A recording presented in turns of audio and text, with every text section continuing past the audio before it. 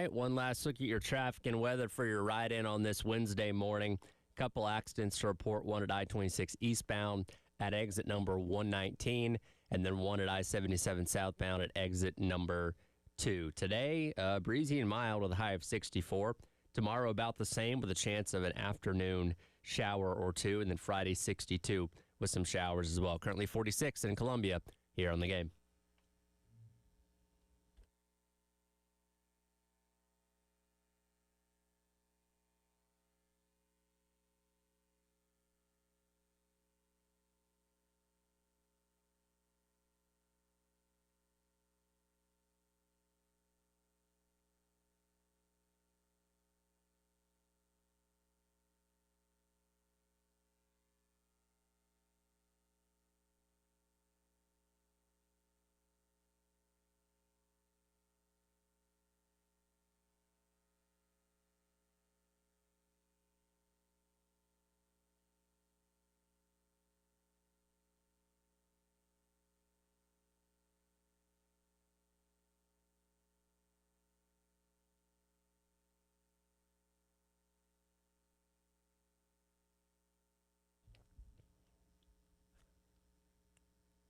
Nine o'clock on your Wednesday morning. Welcome in.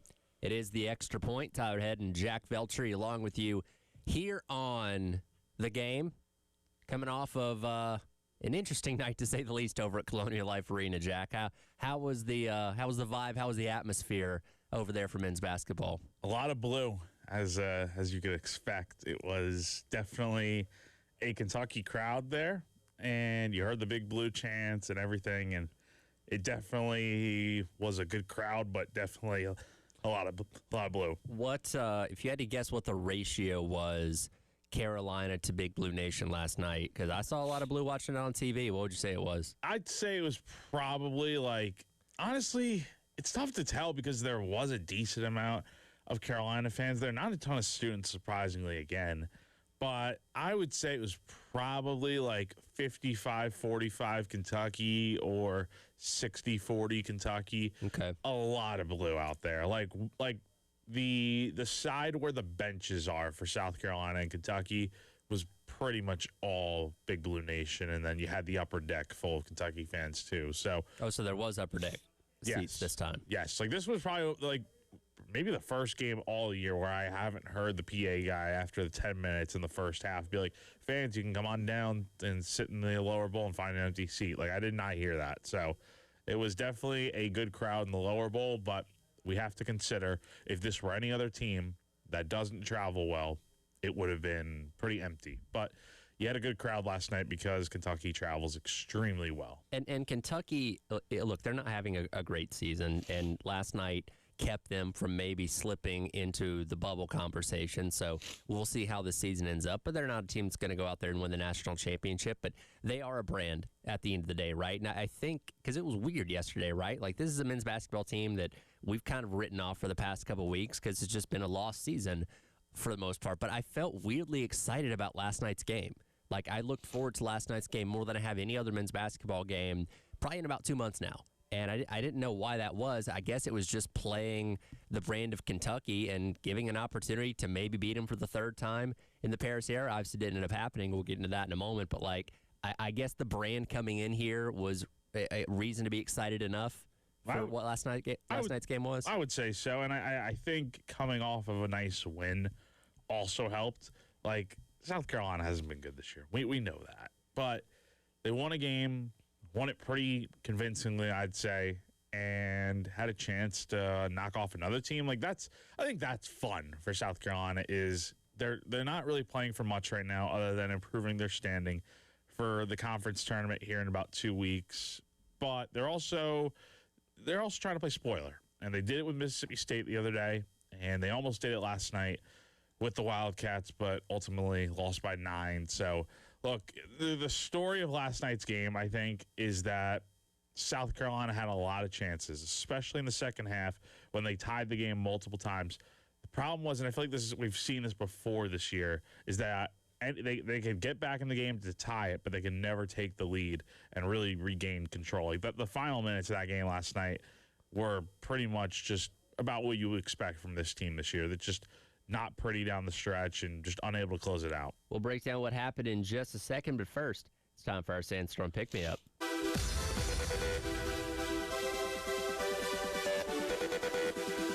Time to get hyped. Here's your 9 a.m. Sandstorm, sponsored by George Sink Injury Lawyers. Just call all nines.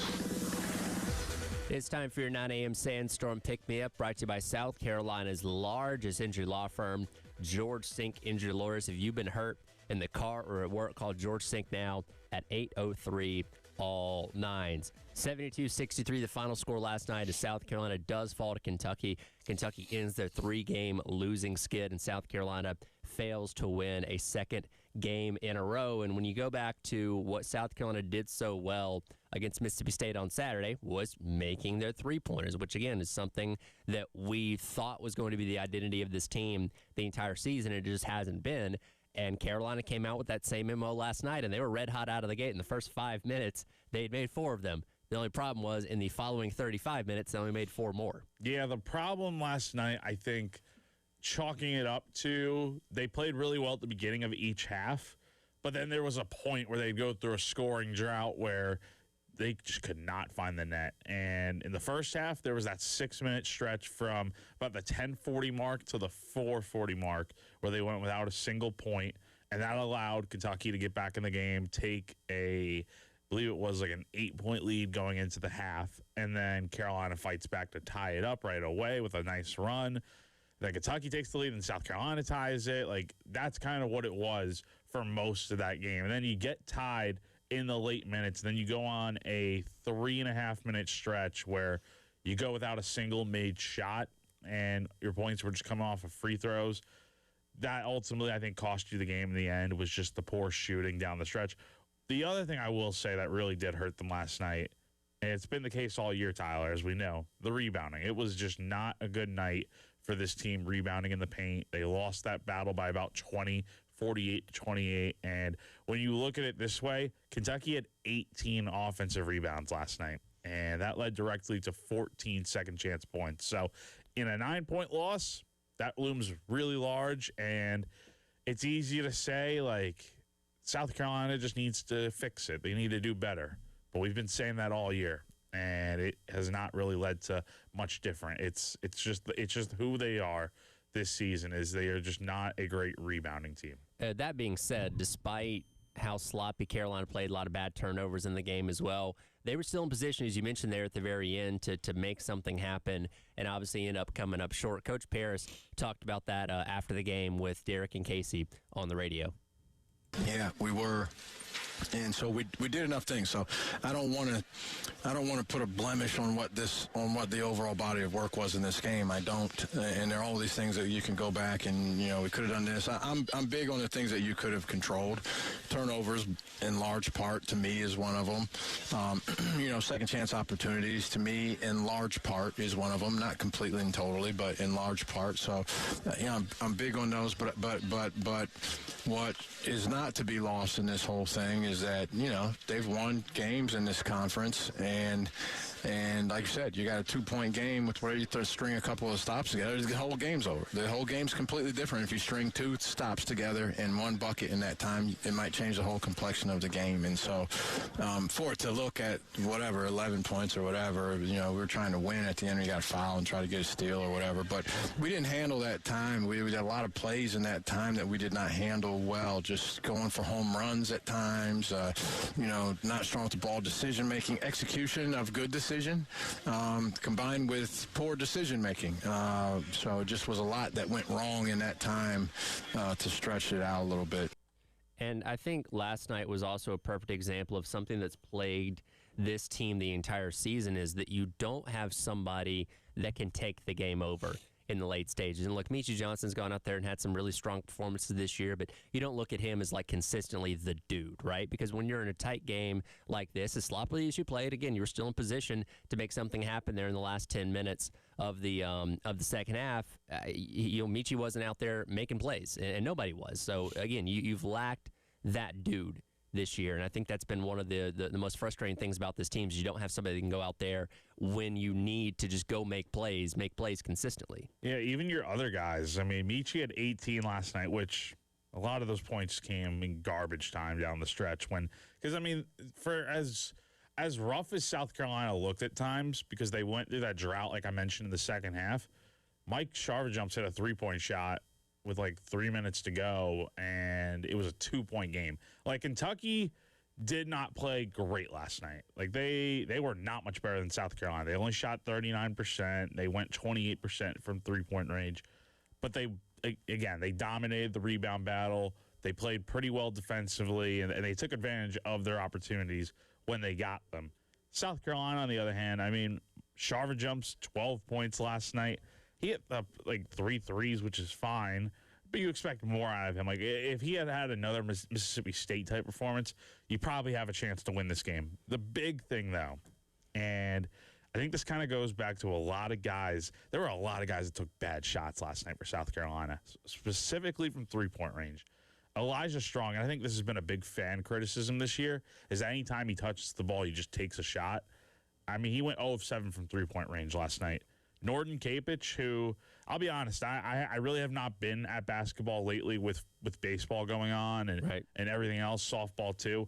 But what I will say is that I really have not seen Capich play a ton this year because he's mostly been on the bench at any game I've been at. Saw him a little bit early on in non-con, but wasn't anything great. And last night, I mean, he shot 1 of 6 from the field and 1 of 5 from 3. There were, like, Tyler, there were probably 3 or 4 times where you would take a 3-point shot and it just wouldn't even hit it would hit the backboard, but not even the rim. That was a problem last night when 2 of those guys that are taking the most threes are just missing those shots pretty bad. So that hurt South Carolina last night. Eli Ellis wasn't great last night either. So just a lot of shortcomings from guys that you typically hope are a bit more productive, but in this type of game, they just weren't. And that's been the story this season. And obviously, we're really just kind of waiting for these last couple games to filter out, see if they get bounced quickly in the SEC tournament, and then ultimately turn our attention to Jeremiah Donati to see what decision he's going to make. And we don't have any insight one way or the other what way they're going to go. Again, I've said this here lately. I feel like personally he's probably going to get another year. And I look at last night's game. If Jeremiah Donati really wanted to make an argument of keeping Lamont Paris, I think you look at last night's game and say, wow, that's a Kentucky roster that's worth about 5 times as much as what South Carolina's is, if not 3 or 4, whatever the number is based on speculation and stuff like that. You're nowhere near the same stratosphere in terms of spending on your roster that Kentucky is. And as sloppily as you played, you still played a tight game against them and had your opportunities to win there late. So if Donati wants to bring back Lamont Paris, I can see him looking at a game like that and saying, man, if we just up the budget a little bit and we get a few more players, you win that kind of game, right? And you're more competitive in the SEC. I don't know if that's going to happen or not, but I could see that argument being made. I'll be interested to see how these final few games go and the SEC tournament, just to see what kind of fight this team continues to show. Because if they are continuing to play it, as long as they're not getting blown out, I think we've gotten past the point of South Carolina just getting blown out. I think for right now, we'll see. Still got to play Georgia. Still got to play Tennessee.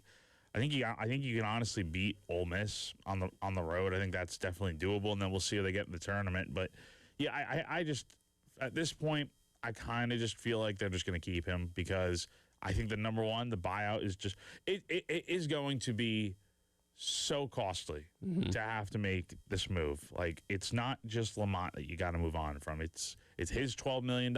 It's the coaching staff. It's hiring a new staff. It's hiring a new coach. And it's also probably ensuring that you have to give more resources for that new coach. My thought is, why not just give Lamont more resources to work with, make up the ante a little bit, up the budget to make it at least somewhere in middle of the pack in the SEC, so that way you have a better chance at fielding the roster that he wants. But my thing is, if you're going to up the budget and bring him back, I feel like there's got to be someone else. I don't know who or what. Maybe you add a GM. I don't know. But there needs to be someone else helping out with the talent evaluation because it has not worked the last 2 years. And ultimately, Lamont will have the final say on everything because he's the coach.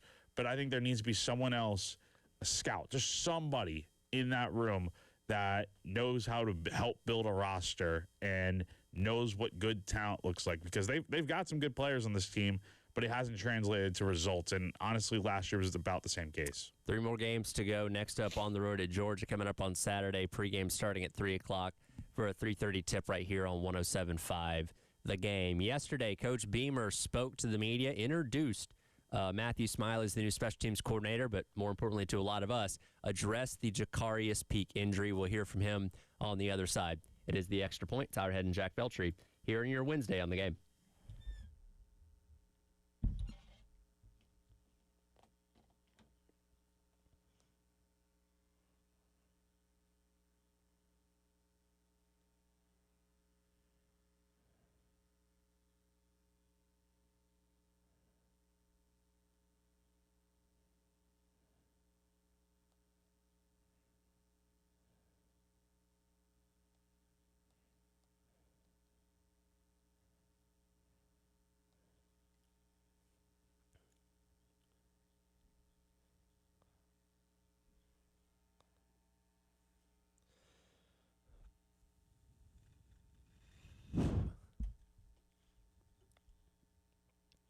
Time right here for our friends over at Twin Peaks. Again, another great sports weekend lies ahead, and we're creeping up on that big basketball tournament coming up here in a couple weeks. You know, there's only one destination for all that great action. That's with our friends over at Twin Peaks. Quite literally, TVs as far as the eye can see for whatever your sports preference is, whether that's baseball, basketball, hockey getting back rolling now the Olympics are over, and whatever. They've got you covered with all those great TVs. Pull up Barstool, order some scratch-made food, and do not forget about those 29-degree draft beers as well. And go take in all the great action with our friends over at Twin Peaks. And if you're here in Columbia, they've got one right down the street in the Vista. Twin Peaks, eats, drinks, and scenic views.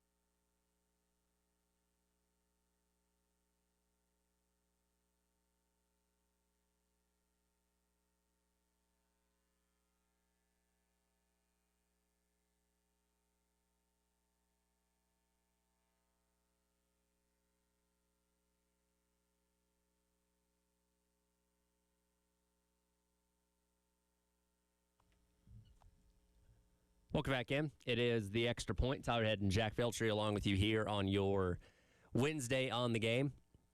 Gamecock baseball coming up tonight, taking on Queens. 6:30 first pitch, per-game coverage starting at 6:15 right here on the game. We'll get into baseball coming up in hour number 2 as we start to turn our attention to Clemson this upcoming weekend as well.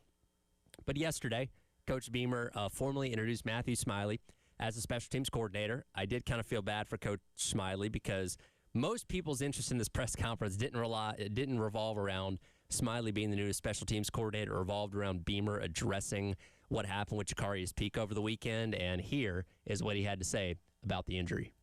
We did have an injury last week to Jacarius Peak. Unfortunate, certainly. He will miss spring practice. He will not be fully cleared in the summertime, but we fully anticipate him being ready to roll when September rolls around. He's in great spirits. Just communicated with him before I walked in here, and knows that this is an opportunity for him to be even better as a player, mentally, physically, as we go into the 2026 season.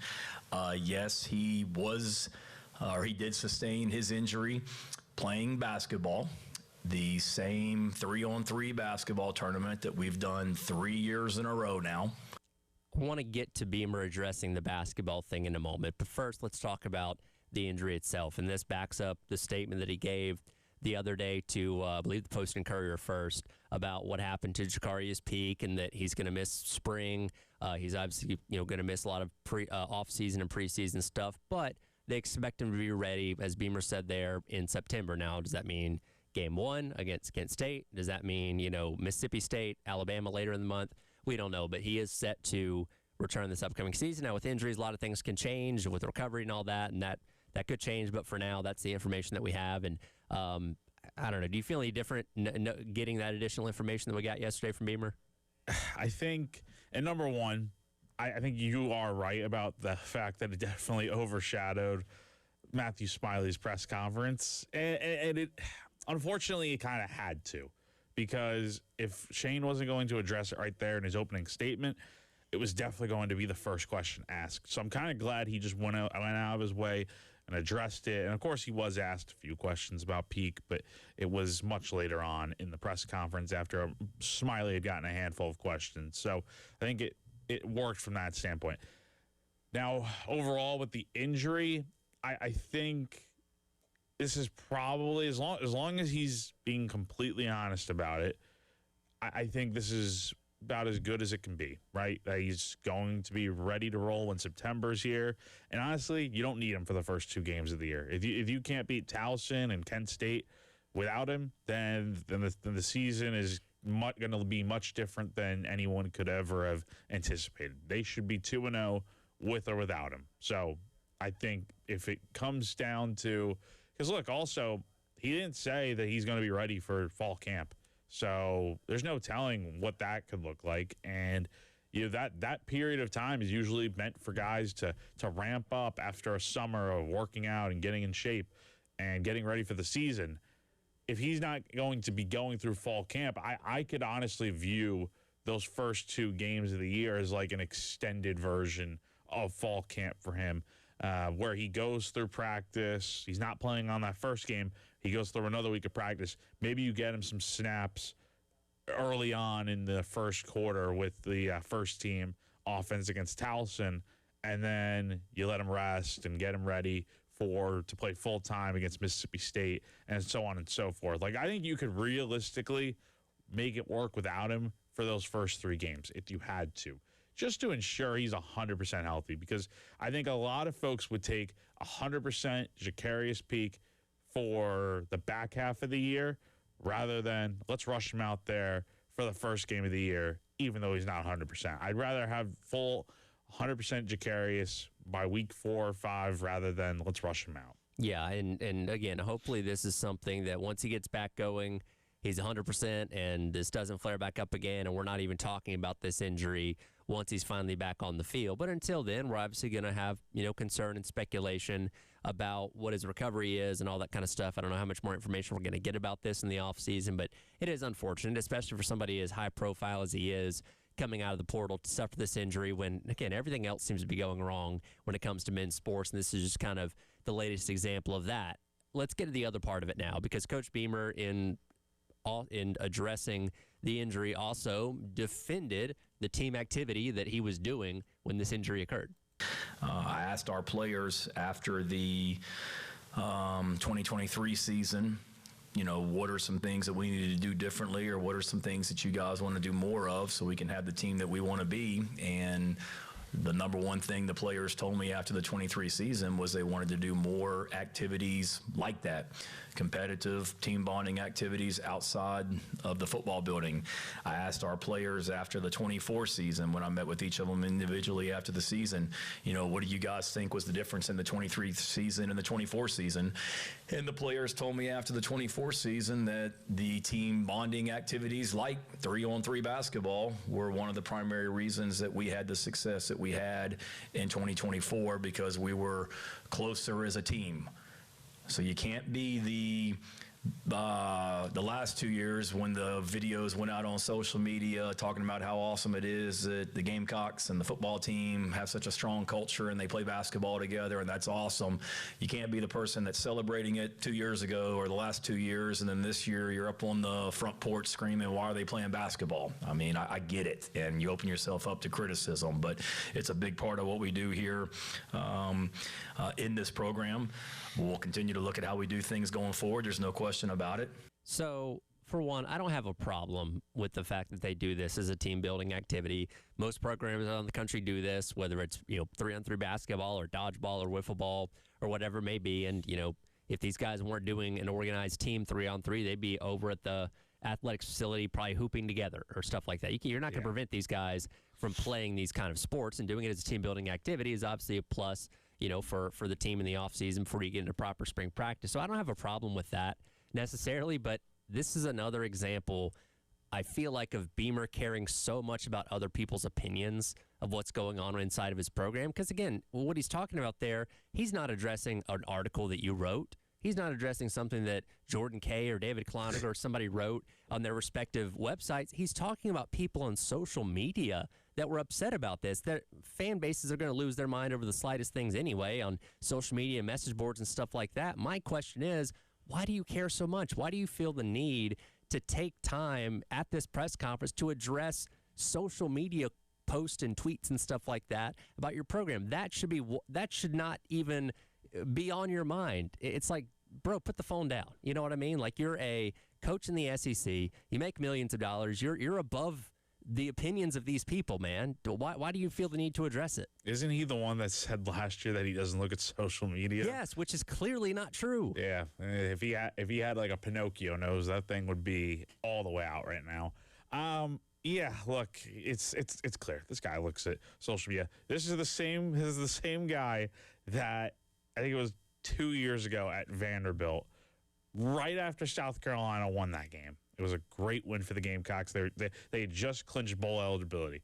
One of the first things that Beamer mentioned was an article from the State from the season prior about the point spread or something. Yep. So, look, this guy reads everything.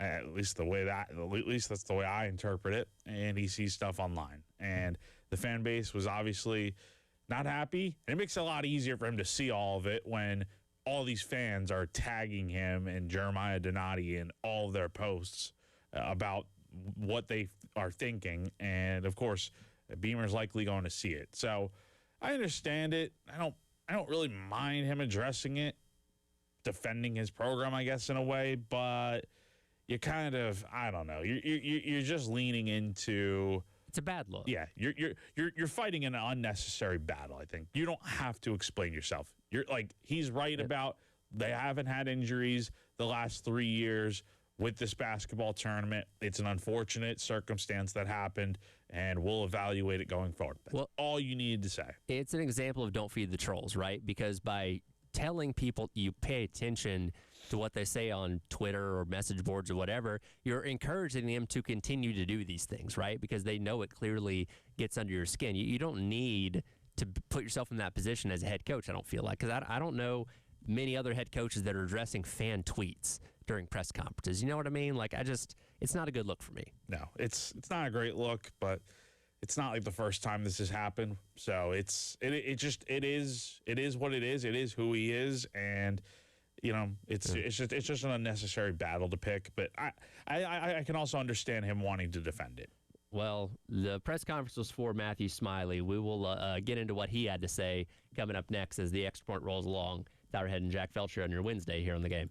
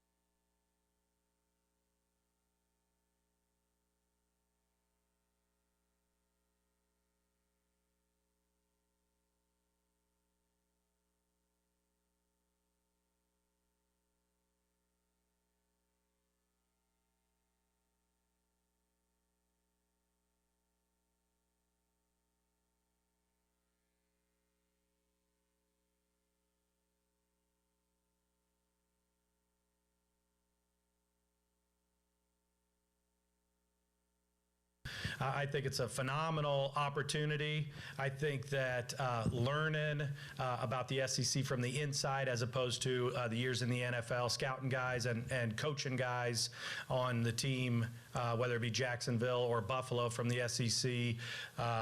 I'm very, very excited as I learn more and take on the challenge of the stadiums we're going to travel in, home games here, just the atmosphere. And Coach and I talked about this. The atmosphere here on game day is like no other. We had some wild games up in Buffalo, but from what I've heard, from what I've seen on video, and what I'm soon to witness, this is like no other. Welcome back in. It is the Extra Point. Tyler Head and Jack Beltry along with you here on your Wednesday on the Game. That the voice of Matthew Smiley, the new special teams coordinator for South Carolina football, being formally introduced to the media yesterday. Answered a bunch of questions, obviously, about his role, how he got to this point, and what he's looking forward to this upcoming year. Jack, your overall takeaways from getting to meet Coach Smiley for the first time? He was good. He was good. One thing that was not, it's not in the press conference, but it was actually before. I've never really seen this before. I've heard of stories like this, but before the press conference began, he made it a point to come around and meet everybody, like shake all the media members' hands and everything. So he came around, and a few people, including myself, thanked him for his service, since he did serve this country back in the day. But yeah, so that was very genuine, and I think just speaks to the type of guy he is. Obviously, we'll get to know him more as the season approaches here in obviously a few months, but very nice guy. And I think, look, people are going to look at his track record from the last few years with the Bills, and it's not great. But given the circumstance, I think he's probably one of the better guys you could have picked for this job. All Beamer talked about was just how many recommendations he got from NFL GMs, head coaches, scouts, literally anyone. I mean, Pat DeMarco even recommended Smiley. So there were so many people that recommended him for this job. So I think if he's getting that much praise, it's got to be worth taking a shot on him. And I think in this case it is. You know, special teams coordinators are such interesting things, because when there's an opening for offensive coordinator, when there's an opening for defensive coordinator, we're all very familiar with most of the names out there. Oh, go get this guy, go get that guy. And when Kendall Briles ended up being the name that South Carolina hired, that's somebody that everybody was pretty much familiar with, a name that's kind of been in the circles for the past handful of years, and somebody that most people at least had a general idea of and what his style was and all that kind of stuff prior to coming here to South Carolina, and a reason he was excited about what this offense is going to be. Special teams coordinators are different, right? And you were obviously familiar with him from, being a Bills fan, but when I saw this name pop up, I didn't know anything about Matthew Smiley until it was said that he was going to take this job. And I've obviously done my research in the past handful of days and learned about him. But, I don't know how it's tougher to look at special teams coordinators in terms of styles and stuff like that. And I don't know what translates over from the NFL to the college ranks in terms of what we can expect out of him as the coordinator now. Well, he was at Penn State last year, so he did get a year acclimated, because the main thing is that there's differences between the kickoff rule and punting and all that. So he's got a year to be back in the college system and just kind of get integrated and acclimated to what the college game is like from a special team standpoint. So I think that was good for him. That was something that Shane really mentioned. Like, he didn't just want to hire an NFL coordinator. He wanted to hire somebody that maybe they do have NFL experience, but they also have worked at the college level before, and that's what Smiley's done before and after his time with the Bills and the Jaguars and teams like that when he was in the NFL for about 10 years there. Well, it's going to be a quick acclimation period as they get into spring practice coming up here in just a matter of days. That's something else that you talked about, is the short window of getting ready for the spring. The timing is restricted a little bit with spring ball starting next week. One of the really neat things, Joe D is one of my favorite special teams coaches in the business, and he and I have known each other a long time. So even just these last couple days, have had a chance to watch all last season, have had a chance to watch the drills and the stuff that he's installed called up to this point. There's a lot of carryover. There certainly will be some changes, but it's really a benefit to be able to watch his last 2 years and see the carryover, and even some of the stuff that Coach Lembo was doing. Coach and I talked about a drill an hour ago. He said, here's a good drill, check this out. I said, Coach Lembo's assistant taught me that drill 10 years ago, 15 years, longer than that, when I was at Eastern Illinois. So there's a lot of connections that make that quicker transition a little easier, but nonetheless, hit the ground running for sure. And again, I don't know how much disparity is there between different special teams coordinators and in philosophy and scheme and all that kind of stuff in terms of how you implement your kickoffs and all that kind of stuff. I will say this, for what we as fans and people watching this team expect, it's like, hey, just be solid, right? Don't be the unit we have to talk about consistently messing up or missing field goals or shanking punts or whatever it may be. Like, the best special teams units are typically the ones that you don't have to talk about very much because they just go out there and do their jobs. Now, last year, again, I think kind of lost in the shuffle of the season was a pretty solid special teams unit. You had Bakari Swain and his punt return touchdowns early in the year. You didn't miss that many field goals. Thought Mason Love's punting was really good, all things considered. And if you can replicate that and maybe even do a little bit better, I think we'll say, okay, that's a successful season for Coach Smiley. I think he's got a good group to work with, too. I think there's a lot to be excited about with the special teams unit. You finally have a kicker that is not some former walk-on that you give a scholarship to that's been in the program for 5 years and never played. No, like Upton Belafant is a guy that has been at multiple different schools at this point, but he's seen a lot. He's worked with he played for Pete Lembo a few years ago at Buffalo. He was initially at Alabama. He was at Texas Tech last year, and he's had some experience kicking in games. So I think that works. You get Max Kelly back, Mason Love. I think you feel pretty good about those guys there. And you're right, he's got Swain to work with. Nick Harbor's a guy that he's going to get to work with. There's a lot to be excited about from the specialists and the special team standpoint that I'm very interested to see how he can do, because I think it's very much possible for him to do just as well as Joe D did. I don't think it's a super high bar to clear. But here's the thing. And I think it's kind of in South Carolina's fans' heads, is that Pete Lembo is the standard here for what special teams can be. And it's tough for anyone, I think, to live up to just how good special teams were during the first 3 years of the Beamer era. I think I can confidently say it hasn't been at the same level since Pete left.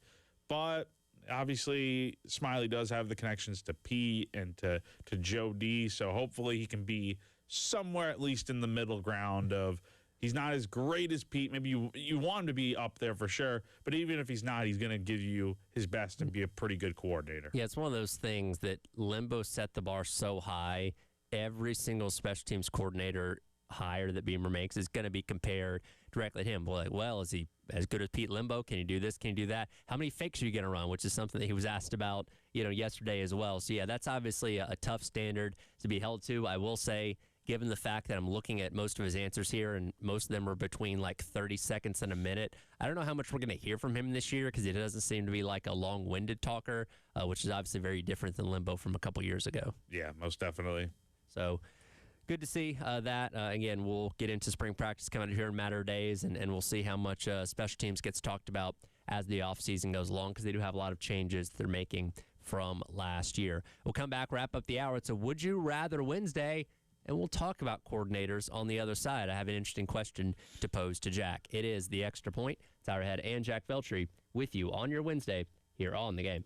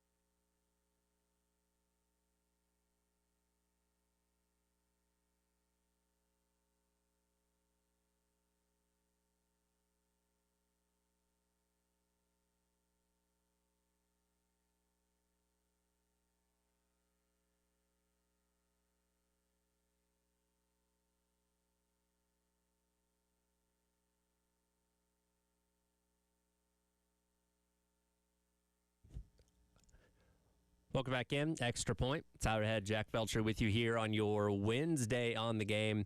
Wrapping up hour number 1. Reminder, coming up on Friday, April 3rd, it's the Game Spring Golf Classic over at Charwood Golf Club in West Columbia. We'll have Saki's Morning Libations Bar. The onion sausages provided by the Lexington Gamecock Club, and the golf gun also makes its return. If you want to take part in it at $400 per team, give Charwood a call at 803-755-2000 and press the number 2 to sign up. Again, 803-755-2000 and press the number 2 to register for the Games Spring Golf Classic. Look forward to seeing a lot of you out there coming up here on April 3rd. As we wrap up the hour, talking coordinators, I have a would you rather question for Jack this week. If I give you the option to call one play in a college football game, much like our guy Elijah Campbell did in last year's spring game, but let's say this is a real, actual game. Jack Veltry's getting the option to call one play. Are you choosing to be an OC, a DC, or a special teams coordinator for that play? Ooh. What's the situation? What do you want the situation to be? Because it varies depending on what side of the ball you're calling, right? Yeah, I guess so. Okay, you tell me what option you're choosing, and I'll give you a situation. Or would you rather have a situation for all three? I'll just pick a side. Okay. I would say if I'm calling one play, I'll go offense. I mean, who wouldn't want to call an offensive play? Okay. Let's see. Offensive play. Let's go. Let's make this interesting. It is the fourth quarter. I'm assuming we're being South Carolina here. Sure. You're calling an offense for South Carolina. You're down 4 points. It's 24-20 to Alabama. It is 3 minutes to go in the game. You're facing a 4th and 8 from the Alabama 38-yard line. What are we calling? What are we calling? We have a little bit of time left, so we don't need to go out of bounds. No, you got 2 timeouts and the 2-minute warning. I'll tell you what, man. This may not work. We'll see. But we saw it ran a few times last year. I really love the crossing slant to Nick Harbor. Like, everyone wants to throw the deep ball to Nick. Like, right? That was the popular thing when the video game came out 2 years ago, and he had the 99 speed, so just run 4 verts with him and throw it up to him. Honestly, I think back to the play last year against Vanderbilt, the one that it was the slant to Harbor. He would have easily had a first down, probably more, maybe a touchdown, but he got blown dead because it was the play right after Lenoris had just gotten hit in the helmet, so they were reviewing for targeting, I believe, on Vanderbilt. So that would be the play I run right there. I think it's also the same play they ran. I want to say it was against A&M where he had like the 70-plus yard touchdown, if I'm remembering correctly. But I know the play for sure I'd run is the one they ran against Vanderbilt last year where, I mean, he would have easily, if it's 4th and 8, I know you may want to go a little bit deeper, but I trust Harbor's speed. If you throw him a route, 5 yards deep, throw him a route right there, he could easily pick up 3 more yards after the catch. So you're getting it to him short of the sticks, though? And he's got to turn up field and get the other 3 yards? I mean, how many yards are we looking at? Like, when you make the cut on a slant route, it's probably, about 5 yards? Yeah, roughly. Yeah, so I think he could do that. He catch that, and then pick up a good block and take off running. I trust his speed there. You better hope he gets the first down on that, because if not, all the message boards are going to light up of why did you throw it to him short of the first down. Oh, good thing I am not the offensive coordinator. So, well, that's what comes with the territory. Yeah, at least for that one play. Yeah, I'm sure somebody will blame me listening to this in a few months when South Carolina does run a slant on 4th down to Nick Harbor. So I just think it's a good play from the standpoint of, I have no play calling experience. I don't know what I'm doing, but I think that would just be something that it could certainly work for sure. Has the rise of video games, Madden, College Football 25, has that given us all the confidence that we feel like we could all go out there and call at least a play successfully in a football game? It's possible. It's it sounds so much easier because it's like, oh, it's one play, and it's if you could do it in a video game, and why can't you do it in a game? But there's so many things that have to go right because You don't know exactly what the defense is running, right? Like they could be double teaming Harbor in that case, right? So it could be tricky from that standpoint. But I would trust myself to, I wouldn't trust myself to be a player out there because the discussion is always like, could the average person go out there and pick up a first down on like a 4th and 1? I don't think so. I don't think so, to be honest. So there's too many variables for that. no, there are too many variables. Give me a chance to call a play with the right guys out there. Look, I think if Elijah Campbell can do it, why can't we? See, like with could the average person get a first down? Like if you tell me I'm going to do a quarterback sneak with the Philadelphia Eagles offensive line, yeah, maybe. But if you tell me I'm running behind the Browns O line, I don't know about that. Like it really depends on what you have around you as well in terms of opening up holes, blocking, and all those kind of things. I think the Kelsey brothers entertained this on their podcast a while back, where I think their sentiment was like, yeah, I think the average person might be able to get that 1 yard. I don't know how much past that though. Yeah, I don't know. I mean, what about you though? What would you want to call a defense, offense, special teams? Are you running a punt fake or? If I was calling defense, I'd just be blitzing all the time. Yeah, that's what I do in college football 25. Have Dylan Stewart just blitz off the edge, bring the heat constantly. No, I'd probably go offense too. And I don't have enough time to think of a scenario and score and all that kind of stuff. But I'd use some kind of trickery. The double pass or a flea flicker or something along those lines. Just something to really throw the defense off. Because if I'm only going to get one play to call, I want to make it memorable. Like Elijah's thing was a memorable play last year. Like I'd get real creative with it. All right, so same situation. 4th and 8. You're at the 38-yard line. You're taking on Alabama. You're down by 4. 3 minutes to go. You're running that play. I'm gonna see if I can get a running back on a wheel route and hit him past the line of scrimmage. You gotta get the right blocking, but I like it. Gotta get the right blocking. But I do like a good wheel route. That's a good one. So that would be my go-to there. There we go. Hour number 2 on the way. It is the extra point here on the game.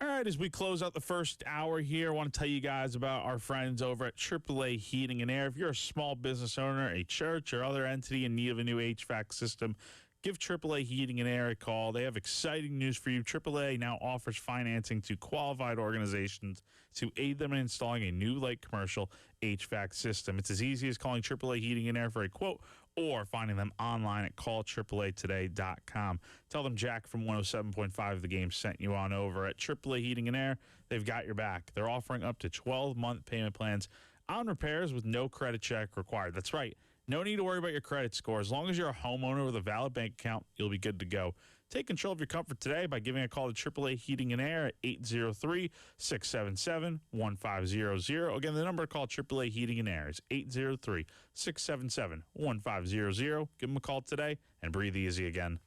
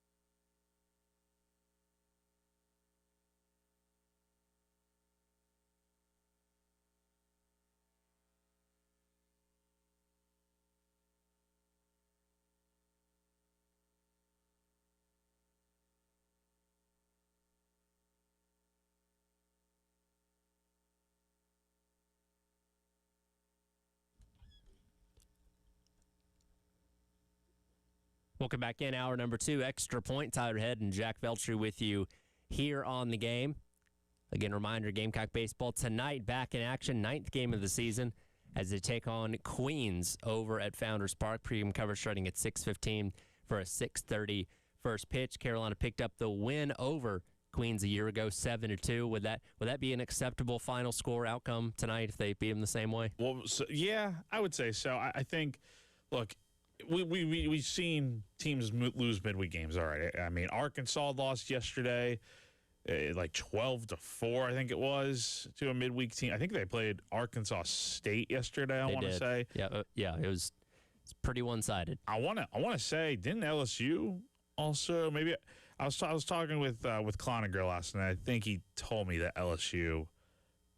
Yeah, they did. Yeah, they did lose last night. I'm trying to look at the logo here. I think it's the M with the horse. Who is McNeese? McNeese. Thank you. All right. So let's put it into perspective. 2 top 5 teams just lost midweek games. So I don't care what the score is. I think as long as you win, that's all that matters. South Carolina was so good last year in midweek games. They went 13-1 last season. And look, it's not the end of the world to lose midweek games because it's a midweek game. I think the thing is you don't really want to lose on weekends, which is what South Carolina's already done twice this season, is lose a pair of weekend games. But I think that being said, it's when you look at it from the standpoint of you lost a game to Northern Kentucky and you lost a game to Army, I don't think it's that much different than losing a game to whoever it may be, Arkansas State or McNeese or whatever, right? I think the value, they're all mid-major opponents, so I don't think it's that much different. It's just the only difference is it's coming on a weekend versus a midweek game. I just think that this fan base has no patience right now when it comes to this baseball team. So, well, yes, you're right. There are other teams around, the SEC that have lost games to teams like this. Nobody here is going to view that as like an excuse for why you should lose to a team like Queens. I don't think they will. I think Carolina will win tonight. Obviously, the big focus is Clemson this upcoming weekend, which we'll get into a little bit more coming up here and coming up here in a minute. But handle your business tonight. Obviously, hope if you could run rule them, that'd be great because that saves you a little bit of energy for this upcoming weekend and a huge series against Clemson. Connor Ciccoli going to get back on the mound tonight. He obviously had the start last week against Wofford. Looked very good in his first outing here at South Carolina, and certainly hope he can replicate that success tonight as well. Yeah, I mean, he pitched really well last time out. 5 really good innings of giving up 1 run against Wofford last weekend or last Tuesday.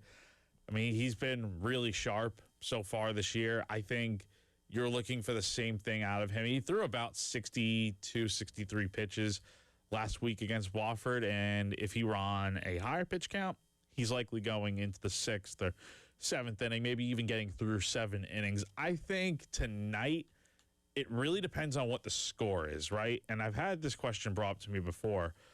Do you save Ciccoli in any way to pitch this weekend out of the bullpen?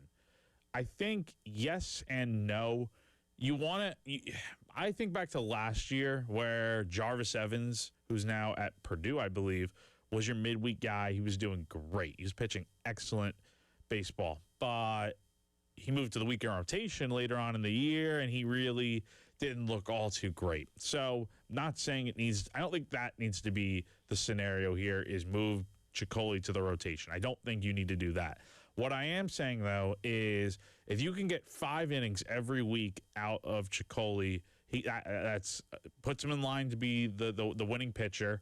And then also, if he's at a decent pitch count where he threw like 65, 70 pitches through 5 innings, he's pitching really well, you have a big lead, take him out of the game, you could definitely save him to pitch out of the bullpen. Again, that's actually what we saw the first weekend of the year, was that he came in for 1 inning against Northern Kentucky in that Friday back into the doubleheader, and then he made the start a few days later against Wofford. I don't see why you couldn't do that for this weekend because you're facing a really good offense, it looks like, in Clemson, and I think Ciccoli, just having him be a weapon that can start midweek games and maybe even pitch a little bit on a weekend.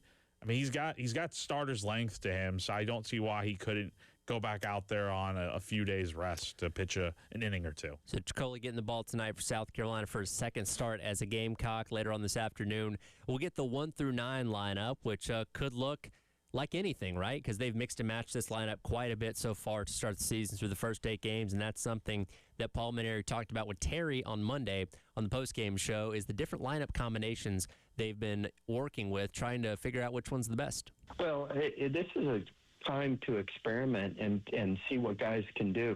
One thing about college baseball is we don't have exhibition games before the season. We got to have a couple in the fall, but the springtime is a lot different than the fall. And, you have to play the games. I mean, some guys can look great in practice, maybe even look great in scrimmage games, but then when the bell rings, they're not quite the player they were in the practice games when there's all of a sudden the lights are turned on, there's people in the stands, and the games really count. And the vice versa happens. Some kids don't show that great in the inter-squad games, but then when the bright lights go on, they take their game to another level. So, look, I like to give everybody an opportunity and kind of, play their way into it or play their way out of it. So during these first couple of weeks, certainly try a lot of different combinations and a lot of different things, and we'll still continue to do that. But we do have a big series coming up this weekend that is just like an SEC series, when you play Clemson. So you want to try to put your best team out there for sure in those games. And hopefully we'll find the right solution to be able to have success this weekend. And he's right. This is the time for experimenting before you get into the grind of conference play, where you want to be a little bit more consistent with what your lineup is. So we've seen a lot of different combinations being rolled out there. I wouldn't say there's too many guys that have specifically locked in certain spots. Certainly seems like right now they really like Talmadge Lecroy at that 4 spot, as he kind of started off the season as a 5, but has been putting that cleanup hitter role and is obviously hitting the ball really well. You would have thought that Tyler Bach would have been a no-doubt leadoff guy over the entire year, but the past couple games they've had Will Craddock there. Has obviously done a really good job of hitting leadoff home runs. Now, he's not somebody that has stolen any bags yet, so we'll see how good he is on the base path if that gets tested. But, I guess you keep putting him at 1 until he cools off a little bit at the plate.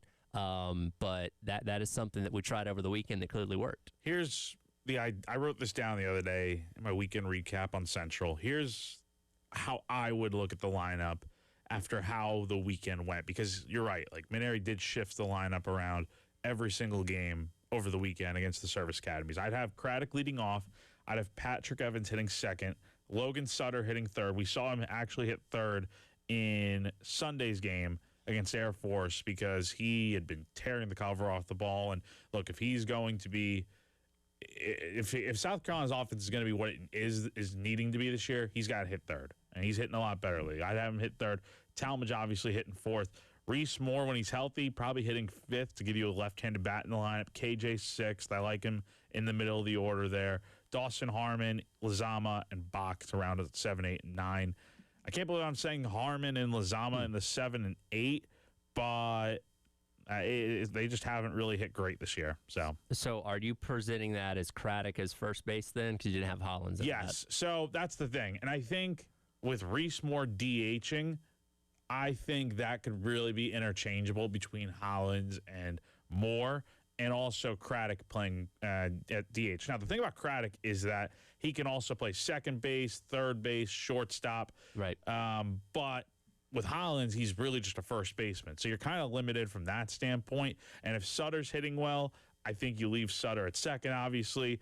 KJ's not going anywhere. It's really up to Harmon at this point, what's going to happen with him. He's got to continue to hit. He had a few nice at-bats this weekend, but nothing great. I think you leave Craddock at first base for right now and kind of platoon him, Hollins, and Moore as well, kind of with that DH spot. Yeah, I kind of just scribbled down what I kind of thought the 1 through 9 should be, and it's pretty similar to yours. I had Scobie at 5, and he's the person that's bounced around the most. So he's went 3-3-3, 6-2-2-5-5 so far in the 8 games this season. So they've moved him around a lot. Obviously, he's somebody that has driven in a lot of runs, tied for the lead with 7 RBIs on the team so far. So that 5-6 role kind of seems to fit him really well. But I think we're all kind of in agreement of that 1 through 4 of Craddock, Evans, Sutter, and LeCroy probably is the right combination going forward. Yeah, I think it definitely is right now. I think, honestly, this is a lineup that, look, a lot of people have said the offense isn't great. I disagree. I think, look at some of the, like, Talmadge has been. I don't understand why people can't look at the stats. Why does everybody think that Talmadge is just some bad baseball player? Like, he's hitting like 467 this year, and the argument's going to be, oh, he's doing against mid-major teams. So is everyone else in the country, yet I don't hear anyone talking bad about the other players on different teams and whatnot, and even other guys on this team that are hitting well. So Talmadge has probably been your best hitter so far this year. Craddock's been great. Sutter's picking it up. I think Evans is having a much better go of it right now after a little bit of a struggle in the first weekend. And then, KJ's been all right. His plate, he's got to be better with his strike zone because he just swings at so many bad pitches. I don't understand it. Reese Moore's been pretty good. Harmon and Lizama and Bach have just really struggled, I think, a little bit. Specifically, Lizama and Bach. Bach didn't have a single hit over the weekend. So when everyone's kind of at their best, this is a lineup that I think is very much competitive in the SEC. Yeah, you're right. Bach didn't have a hit over the weekend. I believe he struck out 4 times, 3 times in game number 2. So I think tonight's going to be big for hopefully getting him back on track heading in to this upcoming weekend in the series against Clemson. That 9-hole spot kind of operates as the second leadoff. Because once you kind of start cycling through the game, obviously, once the lineup turns over, you go from 9 to 1. So hopefully he can kind of get his footing back under him because we saw some good things out of him basically in the first 5 games, right? He just kind of hit the skids against service academies. Now, was that just a bad weekend or was that him not performing against better competition? We'll obviously see, but we saw so many good things out of him in the first handful of games. You hope to see him get back on track tonight and on into the weekend. Yeah, you hope so. I mean, this is the perfect time for one of these new guys that hasn't been a part of this rivalry coming up to really get themselves going and ingrain themselves better with this fan base that is so sorely wanting to see South Carolina do well. I think they're hungry for a good baseball team, and I think really, like, if you could take a series this weekend against Clemson, you're like, I would be very interested to see what kind of difference we see in the attitude of the fan base, how they react, how our views are doing on stories and whatnot, what the interest is looking like. Maybe we get more calls on radio. Like I think people are very much down on it right now. But a weekend series like this, if you win that, people are going to take notice. So we'll see what happens. But yeah, definitely a big chance for a lot of guys to step up. There is a lot riding on this weekend. Just the rivalry itself is always going to be very important no matter what year it is and how good or bad both teams are. But this year especially, this weekend really kind of sets the tone for how people view this program going forward and maybe how they view Coach Maneri as well. By the way, Clemson last night defeating Presbyterian 6-2. Saw a good bit of that game while they were up there playing. So they come into this matchup this weekend undefeated. I want to take a look at the rivalry aspect of this coming up on the other side and revisit some comments Maneri had a year ago in reference to the Clemson series, and we'll debate on if he's learned his lesson from that or not. It is the Extra Point. Tyler Head and Jack Veltri along with you here on your Wednesday on The Game.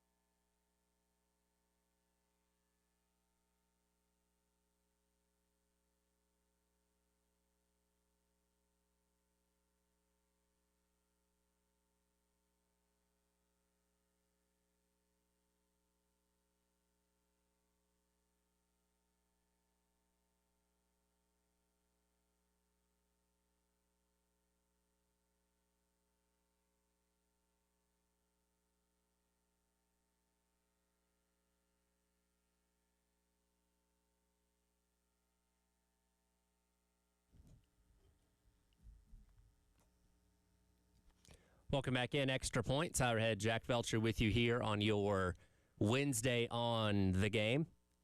Again, Gamecock baseball back in action tonight as they take on Queens. It's also your next opportunity to win the Crescent Construction Grand Slam Contest. Gamecock hitter goes yard. With the bases loaded, you could win all the cash in the pot that goes up by $25 every game. I'm not the greatest mathematician, but I believe that means, with this being the 9th game of the year, that means $225 up for grabs tonight against Queens. Go online to 1075thegame.com and register if you've not already for the Crescent Construction Grand Slam Contest. And again, get past tonight, which hopefully won't be too much of an issue for South Carolina, and then look ahead to Clemson this upcoming weekend and reigniting the rivalry once again. Every single year, these two teams play, and you got. I think it's neat how they do it, where you get one home game for each. You have a neutral site. This year, it's obviously going to be over at Segra, and we'll be out there Saturday afternoon getting you set for that. Elijah Campbell and myself believe Jack will stop by as well. Probably will.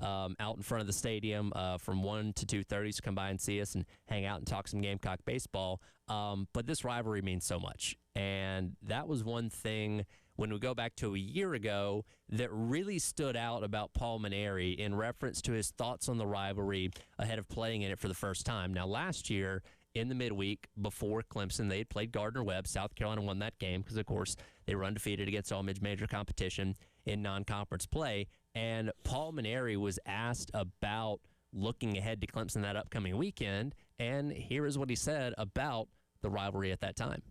Well, I was worried because that's all anybody in this town ever talks about is playing Clemson. I never see anything like it. It's a new experience for me to I sometimes think that the fans care more about what we do against Clemson than they do what we do in the SEC, which is crazy in a way. It's the third weekend of the season. After this weekend is over, we're still going to have, 42 more games to in the season. So, no matter what happens this weekend, and obviously I hope that we have a lot of success, but no matter what happens, there's still going to be a lot of baseball ahead of us. So, I know it's important to the fans, and it's important to me as the coach. It's important to our players, and we're going to go out there this weekend and do everything we can do to be successful against a really outstanding ball club.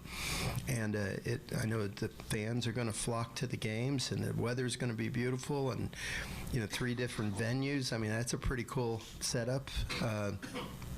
So we're just really excited about the opportunity to go out and play and against an arch rival. I'm not downplaying the games one iota, believe me, but I just know that whether we sweep or they get swept or something in between, there's still going to be a lot of season left, so we can't overdo it with my players, you know what I mean? Again, those were comments made a year ago before the Clemson series.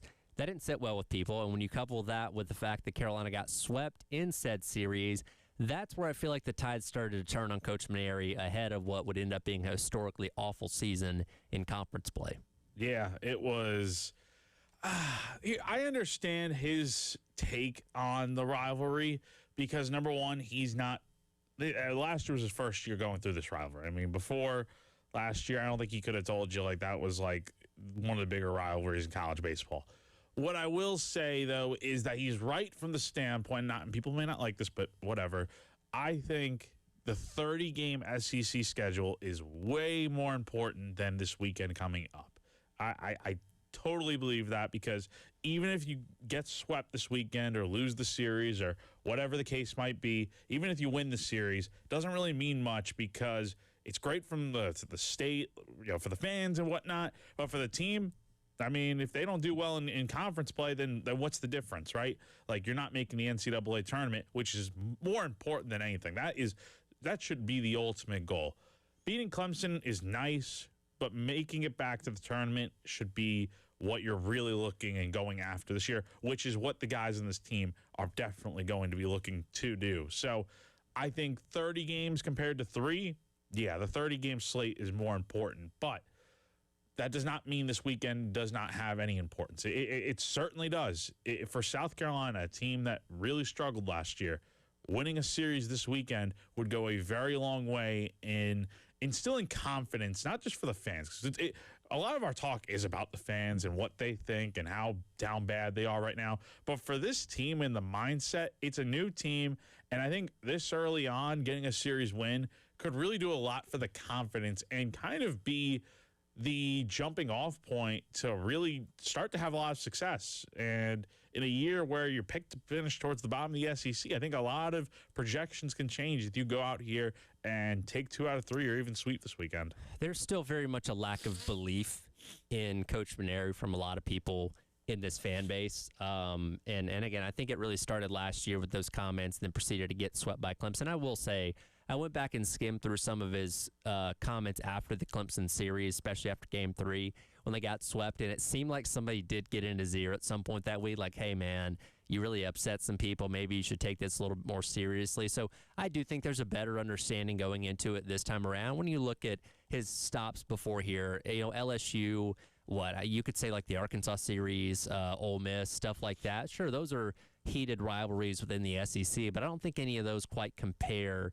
to what you have with South Carolina and Clemson. To my knowledge, Notre Dame doesn't have bitter rivals when it comes to baseball. Air Force the same way. So he'd never seen something like this in reference to an out-of-conference opponent, in-state, that kind of thing that compares. So I believe he learned his lesson a year ago, and we'll see tonight. I'm sure he'll get asked a question about it after the game against Queens, hopefully a win, so he'll be in a better mood there. But I don't think he's going to give you the same kind of answer this time around if asked the same question. I think he'll still probably stress the importance of the 30 games versus this weekend, because it's just, as a coach, you'd be crazy not to think. If you're thinking that one series early on in February is more important than conference play, then you got it all twisted. However, I think we're going to hear something different, like you said, Tyler, in regards to how he approaches this weekend. I don't think it's going to be a complete 180 of like, yeah, this is the most important series ever. Like, we're going to treat this like it's Game 7 of the World Series every day. I don't think we're going to hear that. But in terms of like, yeah, maybe I underestimated the weight of this series last year. I'm taking that differently this year. That's, I think, what will probably happen this weekend, though. We'll see. I mean, Paul says a lot of crazy things, so you never know what he's really going to say, to be honest. Yeah, and again, hopefully you have a win tonight at Queens, so not having to deal with that tomorrow. But again, the main focus this week is turning ahead to Clemson. Again, undefeated. They're getting off to a really strong start this season. They, in fact, swept that Army team that beat South Carolina last weekend. So if you're using the transitive property, Carolina's already behind in that regard. Now, again, baseball's a funny game. We'll see what happens this upcoming weekend. I did see, and you weren't here for this, but last Friday I went through with Wes and Chris and tried to determine who the most influential person on Gamecock Central is when it comes to social media. I did see something about that on the schedule, I think. Now, like, Chris has the most followers. He's got like 21,000 followers. Wes has had some tweets that have been, gotten a lot of activity. But out of all the people on Gamecock Central I went through, do you know that you have the most liked tweet of anybody that I found? I actually just saw that tweet pop up yesterday or something. I did too. Somebody quote tweeted or something. It was the bullpens at Clemson that got like 2 million views. I remember that night. I don't know if anything ever happened with it, but Sports Center like DM'd me, like reaching out, like, hey, can we use this or whatever? I'm like, yeah, sure. So I don't remember seeing it anywhere on Sports Center or ESPN or whatever, but yeah, that thing got like probably close to 2.5, 4 million different views. I mean, it was nuts. It was crazy how many people were engaging with that tweet there, just about Clemson's bullpens right there. It's kind of crazy. And the reason I brought it up is because I saw that same tweet last night from one of those just general baseball accounts. It wasn't a quote tweet. It was a thing where they like embed the video, but it says from Jack Veltri. Because I'm scrolling, I'm like, wait a minute, I've seen that before. Oh, that's Jack's video just in a new tweet. So, and that, again, you won't see that until Sunday up there at Doug Kinsmore Stadium. But I think shooting that video, and you were doing it from the purposes of showing how that bullpen is, but I think it perfectly encapsulates the rivalry and, again, putting an opposing team right in the midst of the most rabid fans while they're trying to warm up and get ready to go in the game. Right as they're starting to sell beer now at Clemson. Yes. So, yeah, I personally love it. I think it's more teams should do it. Some people aren't going to like it, but I think it's really cool, and it gives a bigger home field advantage to Clemson, which should be what the goal is. Why not? Yeah, absolutely. Why not? Give yourself a nice, cushy bullpen and make them stand in the foul area and throw. Yeah, I wish more teams would do that kind of stuff. So hat tip to Clemson for the field design on that one. And again, Carolina's going to have to deal with that coming up on Sunday. We'll transition into football coming up next. Some rules being addressed by the Committee for College Football. What's going to change and what might stay the same in college football for 2026? We'll talk about that next. It is The Extra Point. Tyler Head and Jack Veltri on your Wednesday on the Game.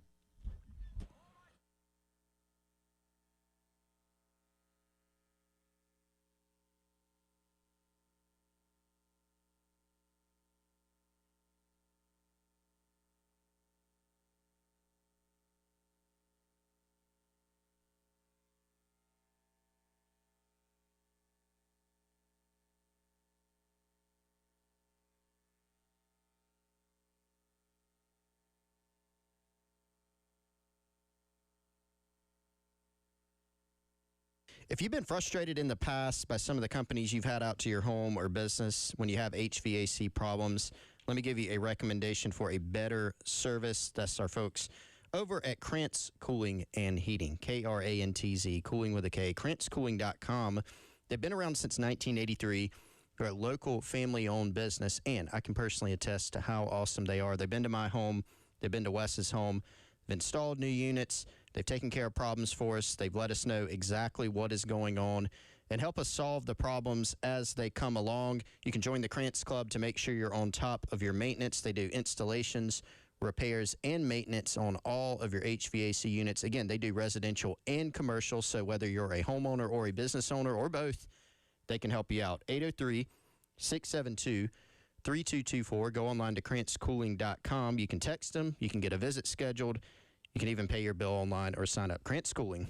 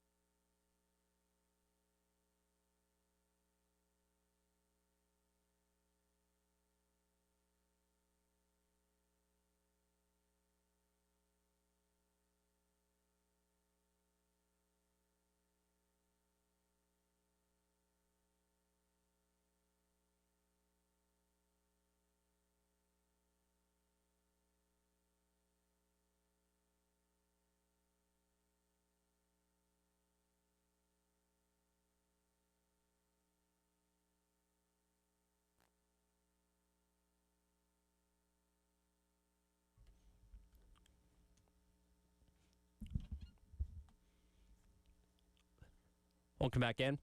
Extra point. It's our head, Jack Feltree, along with you here on your Wednesday on the game. We'll get into the proposed rule changes in college football coming up in a moment. But first, it's time for Who Sprung a Leak, brought to you by our friends over at American Leak Detection.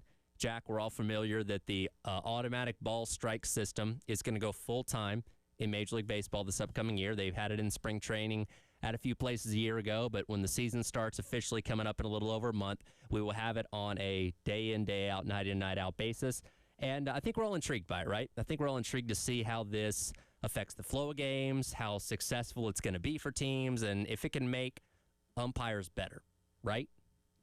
Yeah, no, I mean, you're totally right. That's the main goal here, is that you don't want to have to use ABS as often as possible. But I think it applies pressure on the umpires to do their job a little bit better, right? Like, we're not getting robo-umps, but what we are getting is if umps aren't making the right call on a pitch that's way out of the zone, then we're going to see the guy tap their helmet and bam, get the call right. And I think that is the way to go. Interesting, though, I was looking it up yesterday. They're not using the ABS system in the World Baseball Classic, which gets going next week. So this is really just it started in the minor leagues. It'll be carried over to the MLB this year, and I think it's going to be very good for the game. Well, this brings us to Who Sprung a Leak, because yesterday in a spring training game between the Pittsburgh Pirates and the Boston Red Sox, the umpire behind the plate lost 5 consecutive ABS challenges all within the first 4 innings of the game, because what happens is, you mentioned, if you're a batter and you want to dispute a call that was made, you tap on your helmet. If you're a catcher, same thing. They're the only 2 people that can challenge this. Pitchers can't, managers can't. It's only those 2 guys at the plate with helmets on. And again, you only get 2 challenges per game, and if you lose the challenges, you obviously don't get any more after that. Bad day for the ump, because 5 in a row, and again, they showed on the screen. By the end, the fans were cheering that he was getting these calls overturned, and this is hopefully going to force a lot of these guys to be better this year. Yeah, it has to be. I mean, we need to be seeing more scorecards for these umpires that are like at a 90% accuracy rate or higher. Like, we got to see more calls be correct. And, we have a review now. We're going to have the ABS system. Like, there's no excuse for Major League Baseball to continue to get calls wrong, because at this point, I think we've covered just about everything to make sure calls are getting the correct treatment. I wish Angel Hernandez had not retired 2 years ago, because I would love to see him squirm in this kind of thing, right? To just publicly get shamed over and over again by how bad his calls were. But unfortunately, that's not going to happen. He was bad, but the game's better without him. It is better without him, but just seeing him publicly humiliated about this would have been fun. Yeah, it would have been fun, but it just forces the umpires to do a better job, because if they're not, I kind of wonder a few years from now if we are seeing like you said, Tyler, like going 0 for 5 on with umpires getting the calls wrong. Like, do we eventually just see maybe like an ABS takeover or something where we do see robo-umps to some extent? I mean, that would be a nightmare scenario for umpires, but we'll see. I mean, they really do need to start getting the calls right, because the pressure is on. I like having the human element, because that's always been part of the game, but this is going to keep them accountable, so I'm excited to see it. Hopefully it doesn't slow the games down too much, because I think the pitch clock has done wonders for Major League Baseball in these past handful of years, that have really got these games down into that 2.5-hour range compared to 3.5 hours like it's been. So hopefully this doesn't take up too much time. Yeah, so hopefully not. Speaking of rule changes, by the way, Chris Vanini of The Athletic had an article the other day about a couple of rule changes being explored for college football this upcoming year. The most interesting of those being the targeting rule, one that we've talked about ad nauseum the past handful of years, and it did seem not long ago that there might be a push for a 2-tier system, like a flagrant 1 and a flagrant 2. That appears to have gone away, and now the Rules Committee is proposing just removing the carryover suspension for first-time offenders on the basis that an ejection is plenty harsh and doesn't need to affect an unrelated game. So, as we've seen, when you get a targeting penalty called against you and it's upheld by the replay, if it occurs in the first half, you sit out the rest of the game. If it occurs in the second half, you have to sit out the rest of that game and the first half of the following game, which I've always found ridiculous. So the committee is at least looking at this and saying, okay, Well, if you get ejected, then you don't have to sit out the first half of the next game. You'll just serve your suspension for the remainder of whatever game you're in, but it's not going to carry over to a game that this penalty didn't occur in, basically. I like that. I've never understood why it needs to carry over into another game. Like, let's put it this way. When a player gets ejected in any other sport, some cases you'll see a one-game suspension, right? Like in Major League Baseball, if a manager gets ejected, sometimes you're going to see a one-game suspension served. But if a guy just gets ejected and they're not acting like outlandish or anything, maybe they're just ejected and then they're able to play the next game, right? I think that should be what's applied here. Like, and also I think here's the other thing. I don't know if you can really separate, okay, what warrants getting ejected and suspended for the next game compared to, okay, well, this guy, he's going to get ejected for targeting for this game, but he didn't really look like he was doing it with any, harmful purpose to where we need to eject him and move him, suspend him for the next game. You get what I'm saying? Like, I think it just needs to be the one simple rule for everybody, regardless of intent or not. Just eject them for the rest of the game, and that's it. There's no need to extend this into the next week when, in some cases, it could be like the national championship game or something, right? So, these targeting rules, they apply for every game, regardless of circumstance. And Vaniti did mention in the article there was discussion about the two-tier system for targeting, but they believe that would end up being too subjective on what's egregious and what's not. So it doesn't seem like that's going to happen, which is disappointing because I do feel like that would be an important rule to get enforced because not every targeting warrants an ejection, in my opinion, but at least they're working to try and prevent the ejection from carrying over to another unrelated game, and we'll see what they end up deciding when they meet and vote on that coming up here in a couple weeks. The other penalty involves short pants. If you remember last year, Oklahoma, I think they were playing Tennessee maybe, and Kirk Herbstreit went on this long rant that Tate Sindel, the punter for Oklahoma, was wearing those really short pants. They were basically shorts at that point. They looked like bicycle shorts.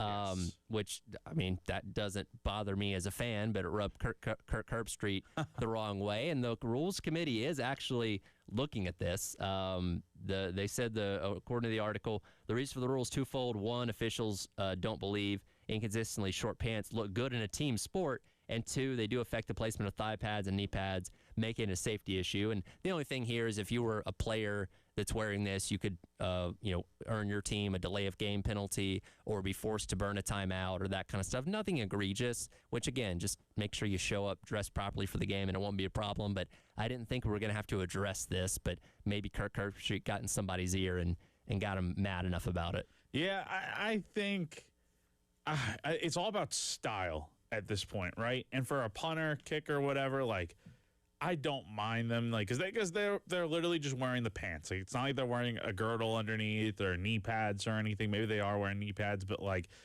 it's above their knee, and I think that's where, like, it does not need to look like you're wearing like Daisy Dukes, like a girl would wear, or like gym shorts, right? Like, I think having it like a few inches above the knee is fine, but it does not need to look like you like half of your thigh is showing out. Like, I agree to that standpoint.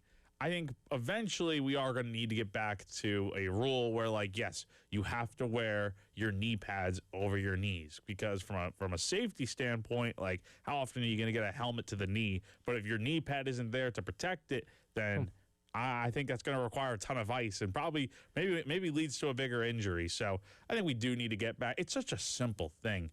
And you could still have cool style and swag with all the other accessories that these guys wear and still have your knee pads over your knees. I've never understood that trend. Well, I think, and again, we're talking about a specialist here in Tate Sandell. I'm sure his reasoning for it was, more flexibility, knee movement, or whatever for the purposes of kicking. And my thing with it is, and again, I don't know how much we're going to see this rule crop up, because again, most coaches could be like, hey, just dress properly before the game even starts. But I'm like, if you're assuming the risk for something you think is an advantage, then that's on you. And if you get hurt worse because of that, then that's your mistake. You know what I mean? Like, the rules are the rules. There's guidelines for dress and all that kind of stuff. And if you want to exploit that for your own gain, then okay. But if you make yourself get hurt worse, then that's on you, man. Yeah, it is. So, I mean, these guys are fully in control of what they're wearing, so that's on them. So we'll see what the Rules Committee votes on coming up here in March, but expecting some changes to the tarting rule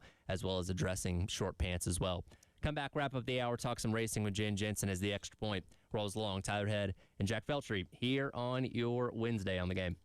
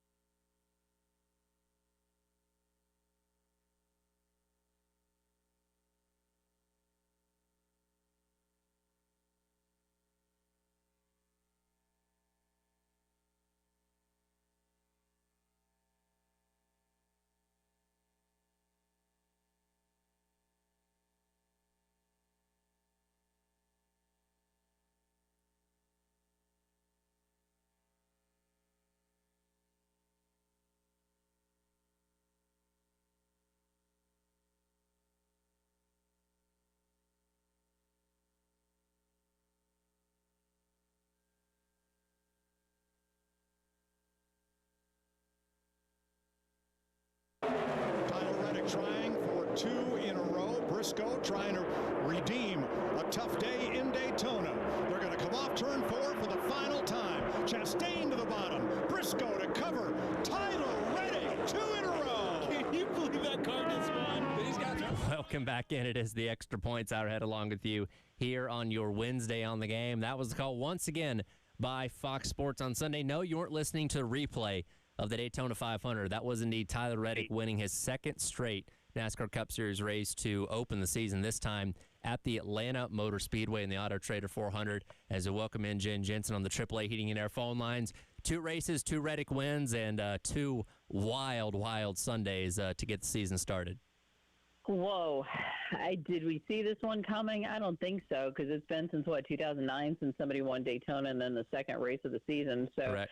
He is definitely in rarefied air, and I think what an exciting time for I think Michael Jordan is kind of appreciating his foray into NASCAR. I think he's having a little bit of fun right now. I did see somebody bring up the point because, NBC now has the NBA contract, and they had started off with this multi-part interview series with Michael Jordan, with Mike Tirico and stuff like that didn't end up being what people thought it was going to be. And he's been interviewed more times by Fox in the NASCAR season than we heard from him in those interviews with Tirico so far, which is funny. Yeah, there really is. And again, I'm sure he's quite okay with all of that. But it's what a great start to the season. We've been entertained by really good racing and just some of the people up front that we wouldn't necessarily expect, which I know is partially has to do with those types of tracks that we've had so far. But I think we've had a great start to the season. And you heard Boyer there kind of mention at the beginning of that clip that I can't believe Tyler Reddick won with a car like that.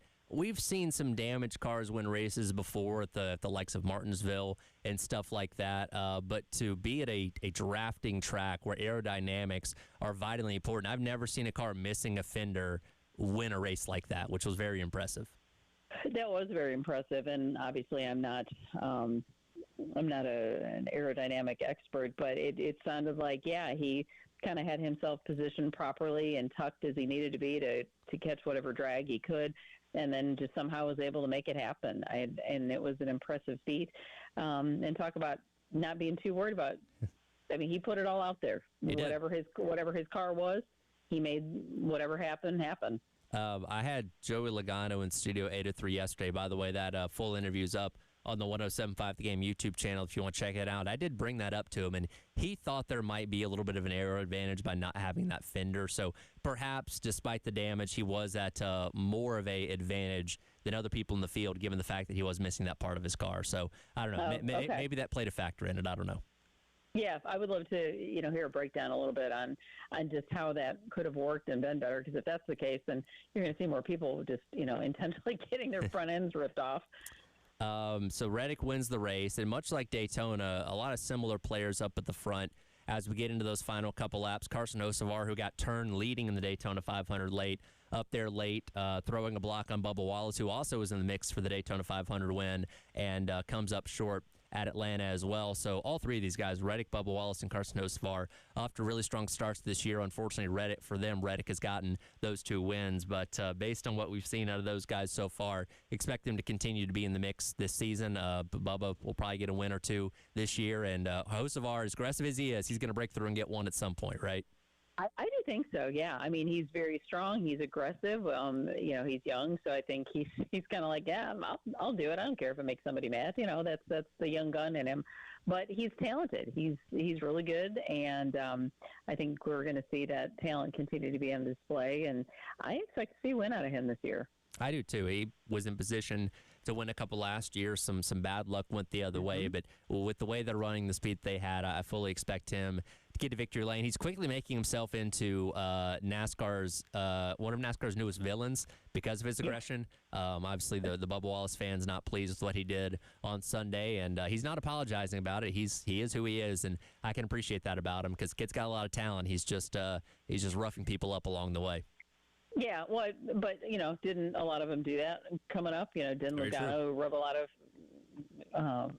of feathers, and Hamlin, I think, did the same. So I think sometimes the more seasoned guys forget that. Well, you kind of cut your teeth the same way. So hopefully they'll give him some grace, and he'll do well. Of course, one of the big stories this entire season is the change back to the Chase Championship format, where despite the fact that Reddick has won the first 2 races, he's not locked into anything, so has to put together a strong 24 more weeks to make the chase and run for the title. And through 2 weeks, we're already starting to see some interesting storylines develop as far as points go. I go back to Sunday where Kyle Larson spun himself off of SVG's front bumper at the end of stage number 2 and cost himself probably somewhere in the neighborhood of 25 to 30 points with that stage. And obviously the race finish, he finds himself 21st right now. Again, it's early, still got time to make that up. I look at a guy like Connor Zilic that could be a factor this weekend coming up at COTA, but he's dead last out of all the full-time guys in overall points. So these guys are kind of finding themselves in holes early because, yeah, you are willing to take risk, but you got to understand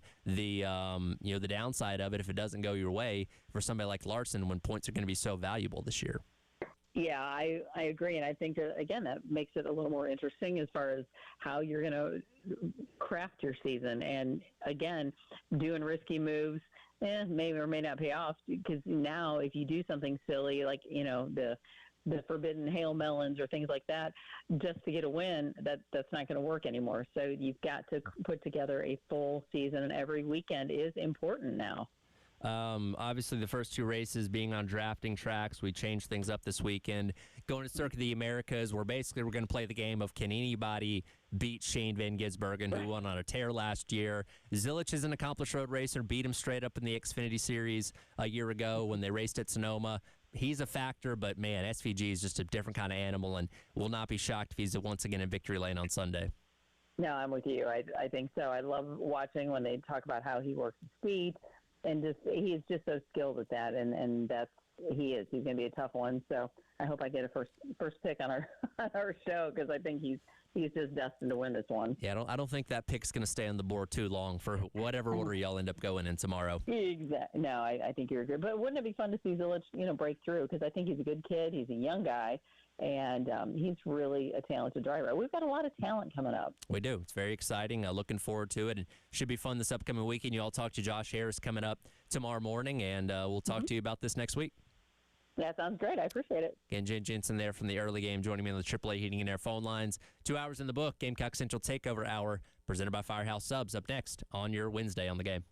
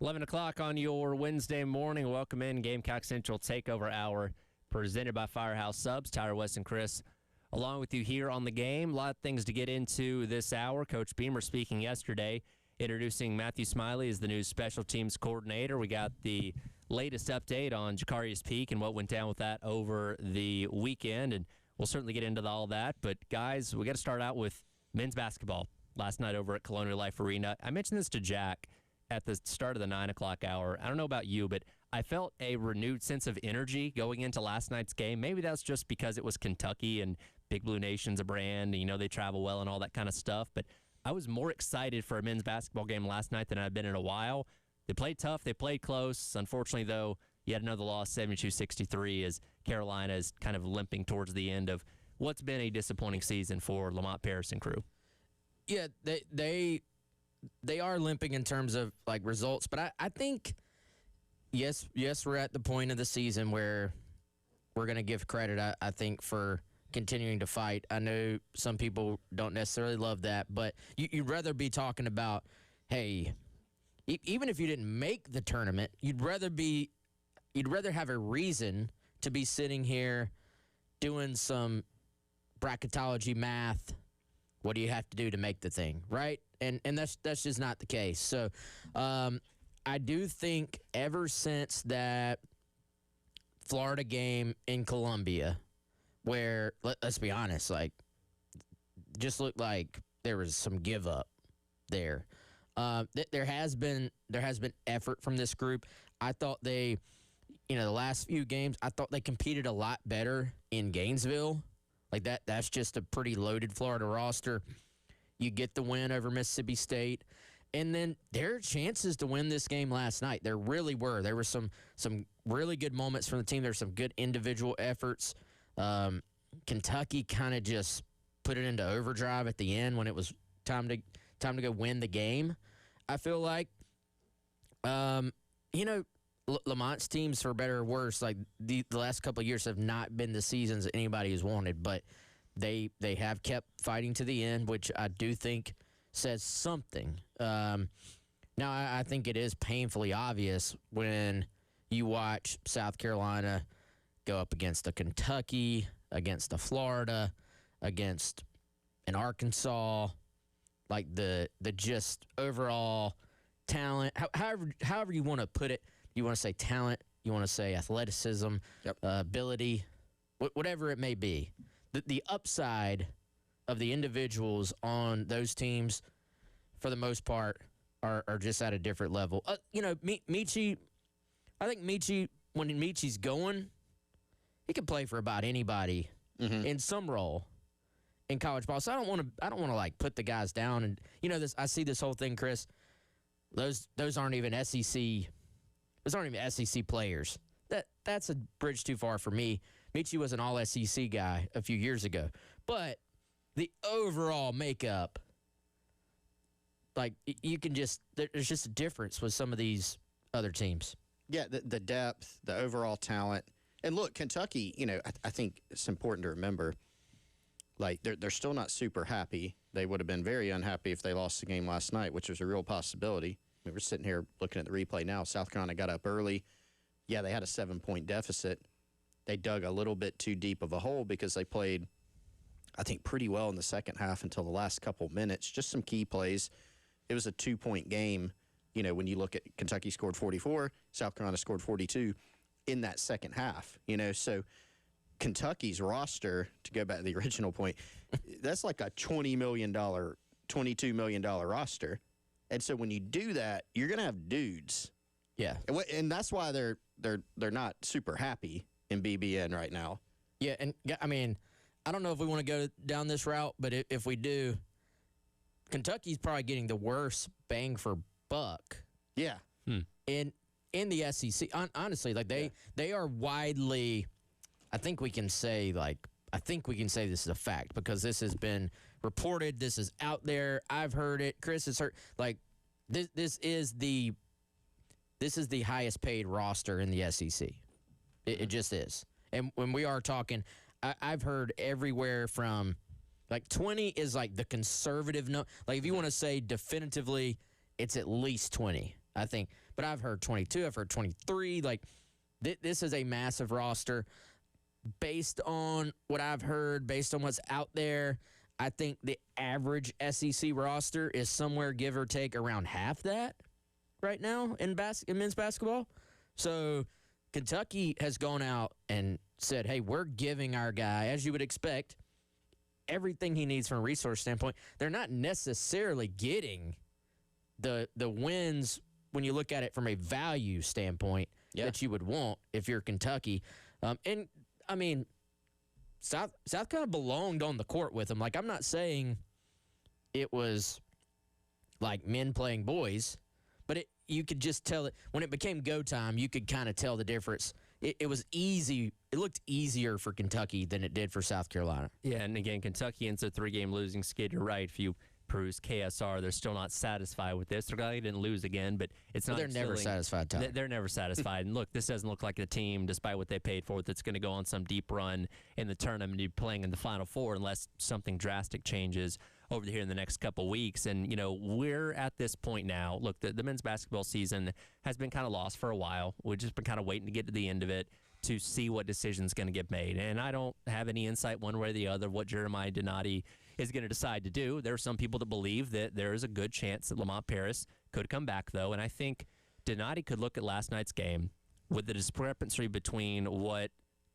Kentucky's roster is worth and what we believe South Carolina's roster is valued at in terms of what they were able to spend in the offseason. Kentucky's roster is worth about 4 times more, somewhere in that neighborhood, based on the reports out there of what each team spends. And the fact that Carolina still played them close and played a very competitive game against them, played with a ton of effort and all that kind of stuff, I could see last night's game being a point for Jeremiah Donati to look at that and say, hey, if we give Lamont Paris more resources, more money, maybe somewhere in that $10 million range that is more comparable to other teams in the SEC, we can still win with him. Now, that's not going to satisfy the fan base, right? Because you're talking about a team under Lamont Paris that's now lost the majority of their games in 3 out of 4 seasons, the one exception being the year they went to the NCAA tournament. But they show you they can play with teams, just not being able to close the deal, even though there is, so to speak, a talent discrepancy between the two rosters.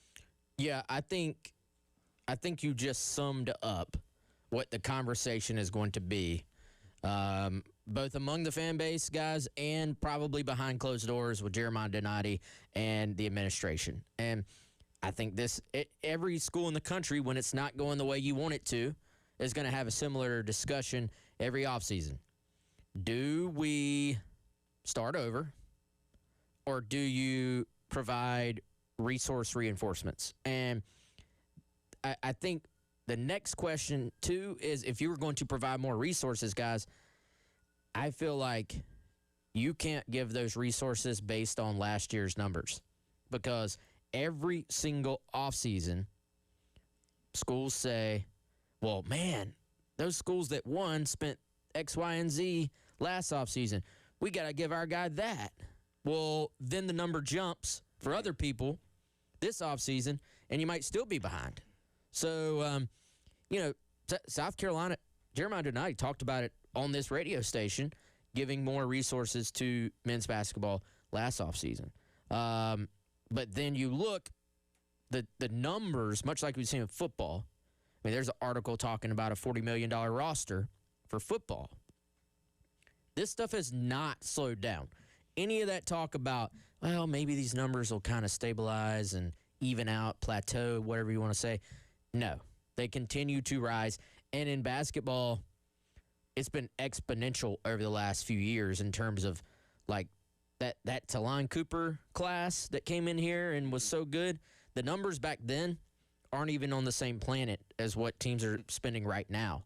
So I do think that is what the conversation is. It is, I think we like to boil it down to losses bad, give me new coach. I think it's a lot deeper than that. I'm with you, Tyler. I don't know if a decision has been made. The buzz leans towards Lamont Paris being back. So, like, I don't think you can say that's final by any means. But that's just kind of seems to be where the wind is blowing. That can change in in a millisecond, but that is the way things seem to be going. So then it becomes, all right, if you're putting your support behind this guy, what does it actually take to go win from a resources standpoint? And what does it take, Chris, from a roster building standpoint? What type of players are you going to go get? They got away from Lamont's style a little bit for last year's roster, and you looked at the results and you said, hey, this is not good. Last year's roster, though, to me, Chris, was actually a little bit closer. Like, we're not talking about games, hey, just compete. How many games last year do you look back and say, man, they should, like, they were in a position to win that game? Like, I think that's the big thing. What can you do to switch some of these losses, especially last year, that are close losses into wins? Yeah, and maybe they determined that, you got to feel good. You can't only throw money at the problem. You got to be sure that, hey, that's a solution in some areas of life. It's been a solution in college sports, but one of them, you got to consider, if you're Jeremiah Donati and the administration, all right, if that is our strategy, which it very well could be, like you said, Wes, what is the plan for ensuring that the resources are deployed in a way that makes sense to build the roster? And, once again, guys, I mean, go back and look at the game last night, okay? Game that South Carolina started out well. I think they hit 4 of their first 6 threes, right? That's why they were ahead by their largest lead was at 1.7 points. But you go back and look, okay? They finished the game 8 for 29. Again, from 3, 28%. They got out-rebounded 48-28. So if you're looking at it going, all right, I mean, I was listening to the radio broadcast. I watched some of the game on TV. Was in the car for some of it listening to Derek and Judge Manning. And I can't tell you how many times I heard, that's a good look. That's the one you got to have, right? So are you looking at what are you looking at? Are you determining, hey, if we can upgrade this roster, we still feel okay about the direction? Or are you saying it's some of both, right? It's a complex conversation to have. I don't think anybody out there is saying that the deployment of funds for the roster is not a problem. Nobody says that. Everybody agrees you got to be higher. How high? That's a question. Why it's come to this, those are arguments that you can have depending on who you talk to. But you do have to get it fixed. A big part of it is having more roster funds. But as Kentucky is showing us, it's not just about the funding, right? Now, you'd rather be in Kentucky's position than South Carolina, no doubt. But spending $24 million on a roster doesn't guarantee, okay, here comes the Final Four either. Decision time's coming. 3 more games for South Carolina next on the road at Georgia coming up Saturday. Pregame coverage starting at 3 for a 3:30 tip right here on 107.5 The Game. Again, yesterday, Coach Beamer spoke to the media to introduce Matthew Smiley and give the latest on what happened with Jacarius Peak over the weekend. We'll dive into some of that coming up next. It is the Gamecock Central Takeover Hour presented by Firehouse Subs here on The Game.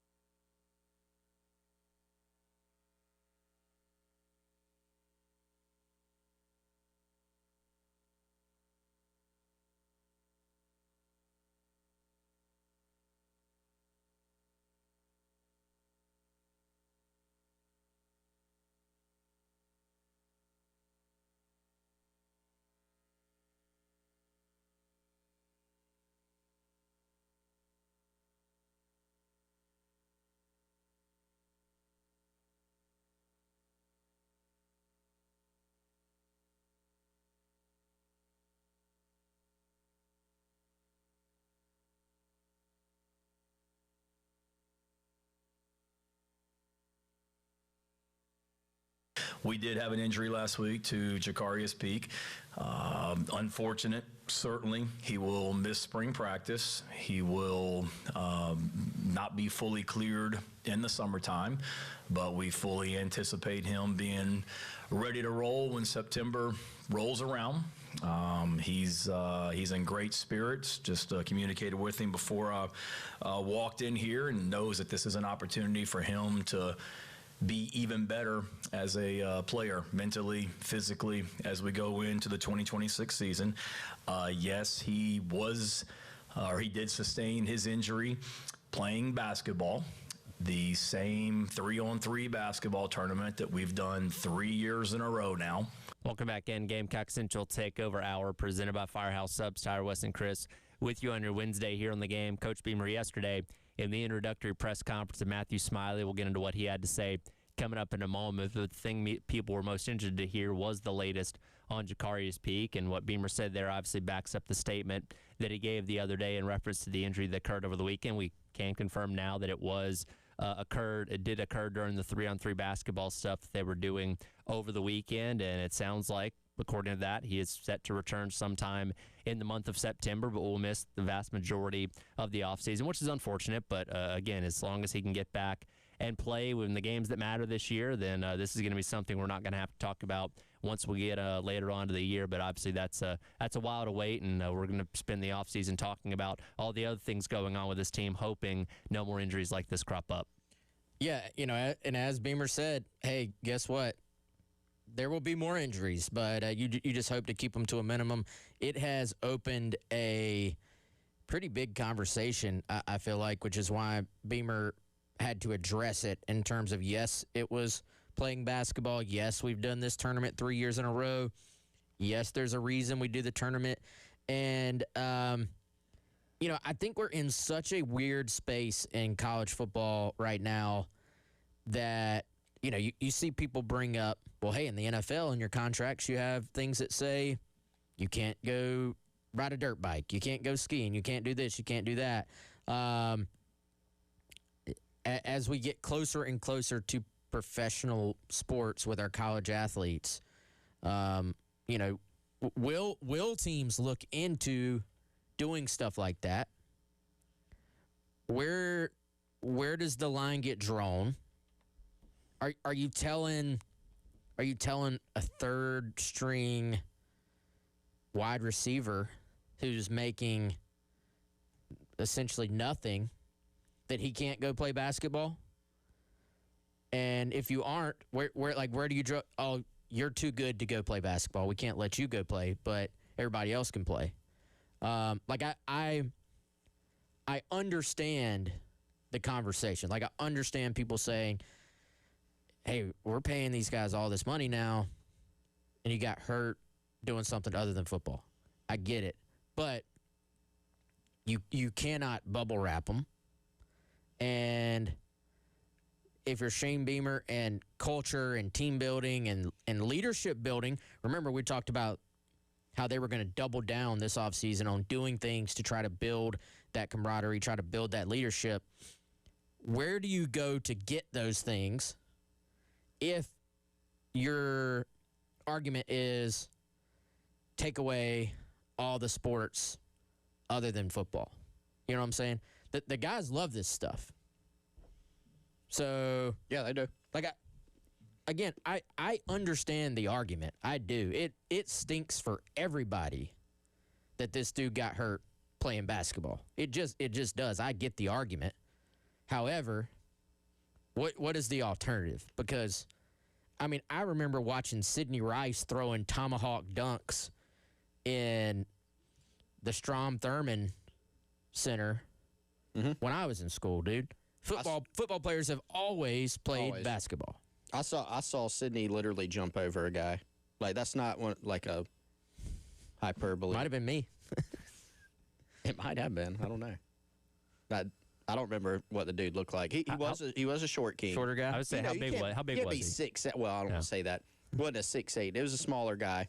I was off to the side. I was not in the game. He jumped over. Was it guy. you? I was going to say, it's not me. Jumping over any grown person is impressive. I don't care how tall they College are. kid. He jumped over him. It was insane. Sydney was a dude in basketball. Oh, yeah. Yeah, he was something. I mean, you're right. I mean, even, I think there's, if you're on the side of don't let them play basketball or don't have a team sanctioned tournament, that the kids go. I mean, people on the team right now go play basketball. That was not the only time of the year that they have or will play basketball. They go run games, things like that. And so I think the conversation is more, and you said this, Wes, do you say you can't? Okay, well, how do you do that? Is that a turnoff for guys? If I go to South Carolina, I can't go water ski or whatever. If you're talking about put something in their contract, okay? NFL teams, those are employment agreements under a CBA. We have neither of those because we're still pretending that athlete compensation is not pay for play, quote unquote, marketing deals and rev share. I don't know I'm not smart enough to know the answer.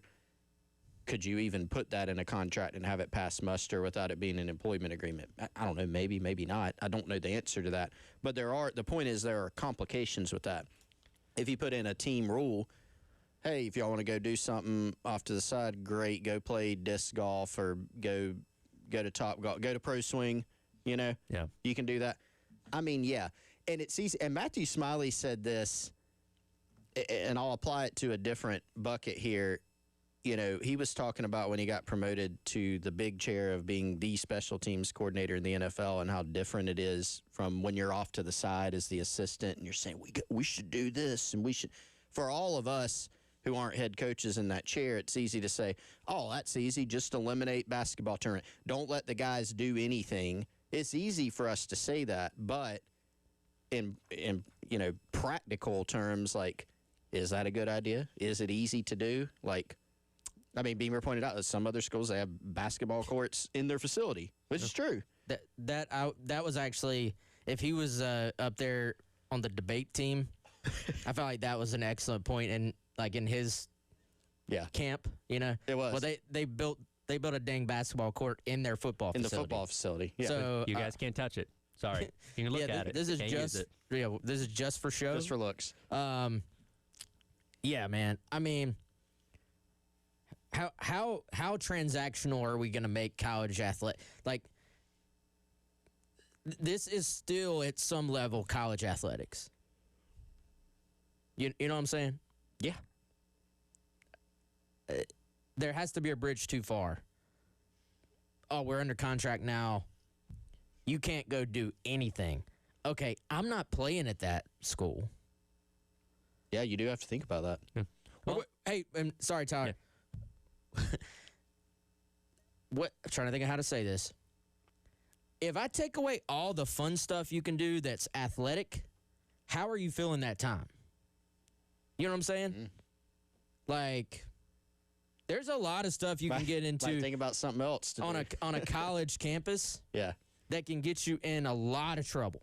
Mm-hmm. Carolina had to dismiss a kid allegedly for getting into some other stuff. Mm-hmm. So I'd rather my guys be playing basketball than chasing other things or getting involved in other things. Yeah. And you'll bring up an interesting point that in this, again, transactional world of college sports, and I don't know if this would have been at the top of the list of Jacarius Peak's priorities, but let's say Carolina had something saying, hey, if you're going to come here, we're going to pay X amount of dollars. Oh, by the way, you can't play basketball. If that's something that was really important to him, then maybe he doesn't come here because another school would allow him to be free and do whatever he wants in addition to paying him a ton of money. It sounds silly, but in this world, especially for high-profile guys, those kind of things could be the difference. And again, I don't know how enforceable those kind of things would be in these contracts, so to speak. We don't even get to see what they look like compared to pro contracts, but it's a conversation because of how high profile of a player he is. Like you said, if this was a third string tight end, we're not having the same discussion, but because it's the guy that we're looking at as the fix-all for an offensive line that struggled the past couple of years, it comes up this way. Well, and basketball is actually a great athletic developer as well. At what point are you telling guys, hey, you got to specialize in this sport and this sport only? Because here's the thing: if you were saying, hey, you can't play basketball, you'd have to say you can't do any of these other things that involve athleticism and you can get hurt with either. So, I don't know, man. I mean, I just go back to it stinks. Like, I hate it for the kid. I hate it for the fan base, to be honest. But I think it's one of those things that is very easy after he gets hurt to be like, well, what was he doing? Mm-hmm. If he never got hurt, most people, I don't want to say everybody, most people wouldn't have had an issue with that basketball tournament. And that's what Beamer said real quick. I mean, if you're looking at the videos that Justin King and his team put out past couple, because they've had some videos of remember wasn't it Brian Rowe, Wes? No longer with us out in California, but the dunks and this is awesome. Oh, what a great team building. And then now, and so it is a complicated thing. And I do legitimately get both sides of it. Yeah. By the way, he's still alive, no longer with us, just not a part of the team anymore. I should not have said that. Yeah. That's like one of those things where they have the graphic, and you always have to check. Somebody in the clouds. Remember the one where they had the dude in the clouds, and you're like, yeah, that was a poor choice of words. We'll get into what Coach Smiley said coming up next. Gamecock Central Takeover Hour on the game.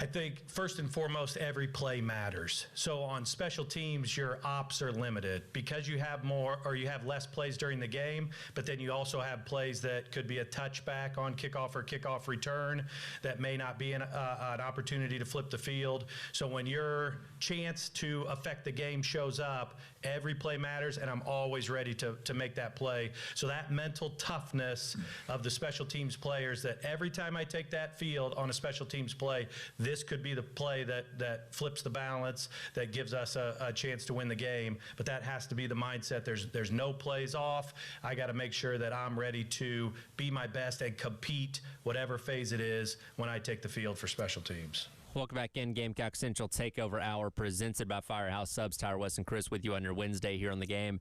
That the voice of Matthew Smiley, the new special teams coordinator for South Carolina, explaining some of his philosophies when it comes to that third facet of the game yesterday in his introductory press conference. And, most programs around the country may not pay as much attention to their special teams coordinator or that aspect of the game quite as much, but it's obviously something very important here locally, especially with Shane Beamer as a head coach. And you've obviously had the success under guys like Limbo. Joe D's had some good units in the past handful of years, and now Matthew Smiley being the third hire at that position is going to be focused on to see how his unit does this upcoming season. What were the takeaways you guys had from being formally introduced to him yesterday?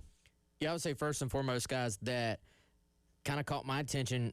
There's a lot of carryover here already. That was something he mentioned. And, much like there's these coaching trees where, you're talking about a head coach coaching tree, there are kind of special teams coaching trees as well. And he brought up a drill that Beamer had mentioned to him, and he said, hey, this connection that Limbo and I had via another coach, this other coach taught me this drill a decade or two, whenever ago. The fact that he really, really appreciates and respects Joe D, and that there's already some carryover from a lot of the stuff Joe D was implementing to what Smiley would do. Of course, every coach has their things, right? They have their things that they want to focus on. They have their things they love versus what another coach may love. But I do think that would make the transition a little bit easier because it is going to be a quick transition. I also think, guys, it helps that you have a Vakari Swain, a Mason Love, a Nick Harbor, guys that have those kind of more high-profile positions, guys that have done it before and done it at a high level. That certainly helps. And I thought it was a little bit just, if you're a football head, kind of interesting. We don't really talk a lot about, did y'all know the differences between an NFL punt and a college punt? No, I learned that yesterday too. That was kind of fascinating for me. Hey, everybody can go out. Only the outside guys, or only the two outside guys, he said, in the NFL can go cover the punt until the punt is actually punted away. I believe so, yeah. College, it's a free-for-all. Free-for-all, which gives you more creativity, opportunities for creativity. Yeah, a few things that stood out to me. You're right. I did not realize, especially because Shane Beamer said, hey, I did not know Matthew Smiley before, I interviewed him for this job. But he knew other people in Shane Beamer's ecosystem, right? He knew Pete Limbo, knew Joe D. Camillus. Matthew Smiley said, hey, Joe D's one of my favorite special teams coaches of all time. He brought up Justin Lustig, who was the special teams coordinator at Penn State last year. Of course, Matthew Smiley worked there with him last year. Yep. Justin Lustig, who's also he coached before Penn State was at Vanderbilt. He was a Pete Limbo guy because he worked with Pete Limbo when Pete was at Ball State as the head coach. So kind of though, even though he wasn't directly connected to Shane Beamer, he knew all these other people. So you would have to imagine, and Shane Beamer said, I talked to a lot of people about Matthew, he was highly recommended, all that. He didn't say, specifically who. He just said he heard from a lot of coaches. You have to imagine Joe D., Lustig maybe, Pete Limbo, all, had some knowledge of Matthew Smiley. So thought that was interesting. Another thing that he brought up, and it's more of it's a little bit more of a coach speak thing until you start expanding it out, as he talked about, and you heard the quote there when we came in, Tyler, on the sounder. He talked about just the mentality of special teams and taking advantage of those opportunities. before all this happened, and we sat down, Wes and I, with Shane Beamer in his office, he was talking about, he brought this phrase up multiple times, the one-shot mentality. How on special teams, you don't get second down, third down, fourth down. He brought up the example of the Clemson game last year where you've got a really good chance schematically when the play's set up and at the beginning of the play when it's unfolding, you're sitting there going, this might be a block punt. And if we block it, maybe we can return it for a touchdown. Instead, you have one thing that goes wrong, which affects everything else. Instead, you rough the punter. It's first down for Clemson. And I think they scored on that drive, too, at least a field goal. So, you know, becoming more consistent, having that mentality. We know, I mean, anybody who takes a special teams job under Shane Beamer is going to be a happy man because you know you're going to get a lot of practice time. You're going to get an emphasis on it. And so I think that merge between the carryover of Limbo Joe D stuff, what Shane Beamer does, ideas he has, and then what Matthew Smiley brings in. Shane Beamer was clear, like Matthew Smiley's special teams coach is his system and scheme. They're still going to have drills that are things that Beamer says, we're going to run this in practice. They're just going to have some things schematically that are probably non-negotiables, but he is going to have his opportunity to put his stamp on it. And I agree with Wes. It's nice to have this change while bringing guys back. You still have some questions, right? Mm-hmm. Questions at kicker, kickoff, snapper. You brought in some guys to help you there this offseason, but you're not basically starting from scratch like you were in 2025. Yeah, like you said, this is Smiley's system, if you want to call it that, when it comes to special teams. We don't quite talk about it that way when it comes to special teams the same way we do with offense and defense, but he knows he's playing under a coach now that has a better knowledge of special teams, maybe any coach out there in the country in college football now that would be willing to offer insider help or whatever he may need be. If Smiley obviously needs that. And it's going to be interesting to see how we look at special teams now because, there's the phrase of you don't want to be the guy that follows the guy, right? Like Pete Limbo was so beloved and so revered here for his time at South Carolina. The units on special teams were great in those couple years that he was here. And not that Joe D was bad by any means. Talked about it. It was a solid special teams unit, all things considered, a year ago. But he wasn't Pete Limbo. And now I'm interested to see how we look at Matthew Smiley now that we're two coaches removed from Pete Limbo being the special teams coordinator and how we look and grade what his unit's going to do this year now that he's the third hire instead of the second.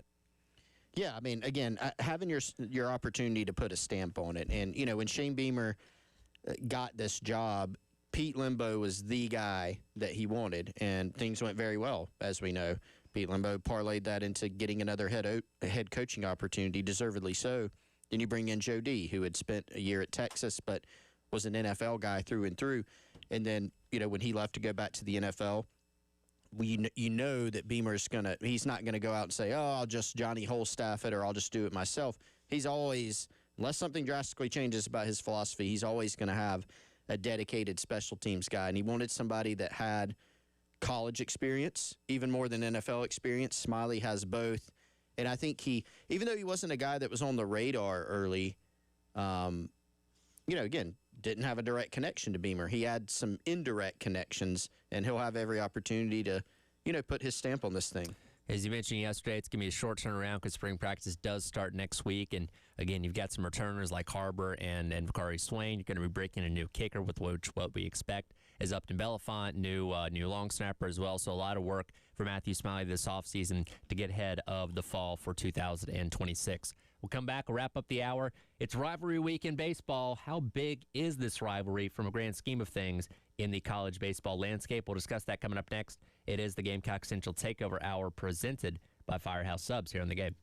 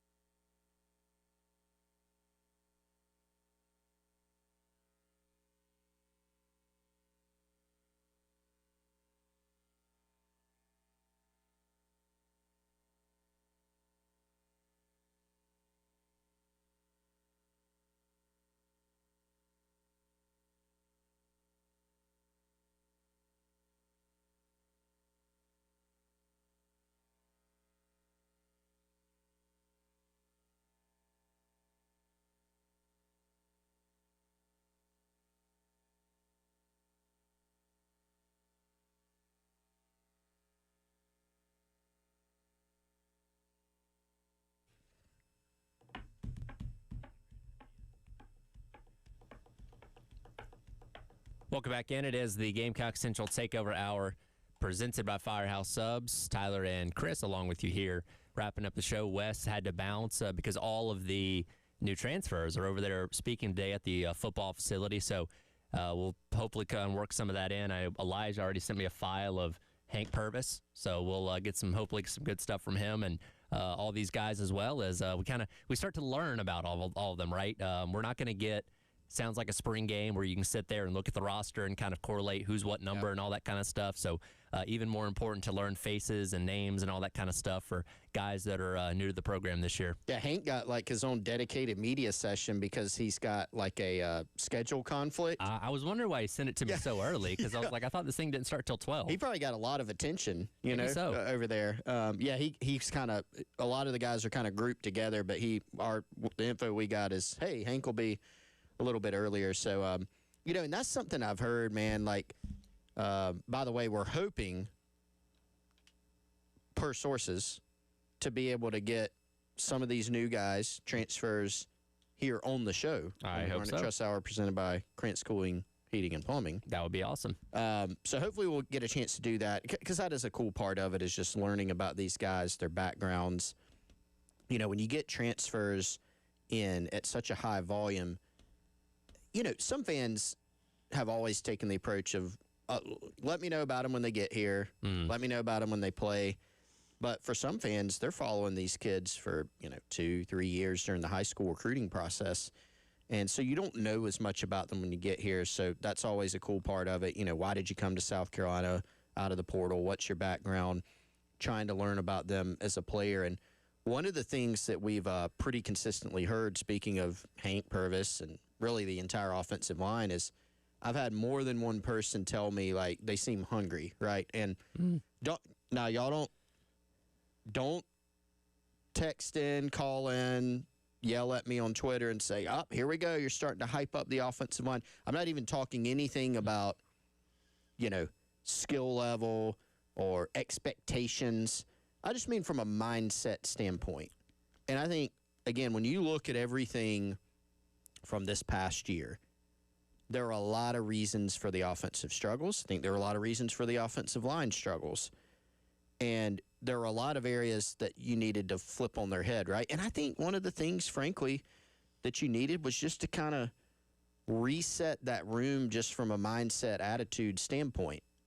Get some new blood in, get guys in. Not that the other guys didn't do this necessarily, but get guys in that are hungry. And I've had more than one person tell me, this group seems hungry. Like, personality-wise, they seem to fit. And we all know, as we've been discussing for a few days here, Peak is injured, but he was a guy that was said to be like a tone setter and just had the right mindset. And I think, even sitting off to the side or rehabbing, whatever he's going to be doing until he can hopefully get back healthy, that still counts. Having that leadership. This is a group that we've seen some of the statistics, Tyler, from a snaps returning experience standpoint. It's going to be one of the highest returning snap count totals in the country on the O-line. What does that mean for their success or offensive success? I don't know yet. But in terms of checking the box, just from some early returns of like getting in guys with experience, getting in guys with the right mindset, it does seem like the returns have been pretty good there, which is important, but it's not everything. Yeah. There's a lot more progress to be made. And, of course, that's a unit we're going to keep probably the most focus on this entire offseason. Again, we'll hear from those guys today and react to some of that coming up tomorrow. As we wrap up the hour, though, of course, baseball tonight taking on Queens at 6:30. Pregame coverage starting at 6:15 here on the game. We're all looking ahead to this weekend and the renewing of the rivalry between South Carolina and Clemson. And would it shock you at all that NCAA baseball voted this as the #1 rivalry in all of college baseball 1 year ago? Not at all. Not at all. Not at all. It's a great one. And it's one of those opinions that, if you need some validation, other people outside of the state of South Carolina say it. Clemson fans, Carolina fans, yes, they want to beat each other worse than anything, but I think fans have a mutual respect in some ways. Some fans may say, I don't respect them at all. That's fine. They have a respect for this rivalry. Yes. They recognize that both of these programs have histories, have been contenders at times, very strong contenders at times. There's been some classic games in this rivalry, whether it's in the NCAA tournament, whether it's Columbia, Greenville, Sagra Park, up in the upstate in Clemson. There's been some classic games in the rivalry, but people outside of the Palmetto State always have, as you just said. This is one of the best or maybe the best college baseball rivalry. It's awesome. It's going to be a great measuring stick series. It's not going to fully determine the outcome of your season. South Carolina won the national championship. I'm thinking back to 2010. I think they lost the Clemson series that year, and one of the games they lost 19-6. Yep. Won the national title. Right. But it's important for these fan bases, and I do think it'll be a good measuring stick of being able to learn more about, okay, what type of team do we possibly have this year? I think the sentiment of the fan base rides a lot on this weekend. Yep. Again, last year was bad. There's no two ways about that. And this year, you've had some shaky games, lost Northern Kentucky, losing to Army the way you did last weekend, where people are on edge a little bit. And not that going out there and sweeping Clemson's the cure-all and, okay, suddenly this team's going to go make Omaha or something like that. But I think that would, or just winning the series at least, would calm a lot of frustration and concern with the team, with Maneri and all that kind of stuff. And again, you still got 30 more games in conference play that are going to be just as important coming up. But, a lot from an emotional standpoint, I guess, rides on this weekend against Clemson. For sure. I mean, the vibes will be pretty good if you can win. Nobody's going to be crowning South Carolina if they win this series, or heck, if they could sweep it. But you'll feel a lot better.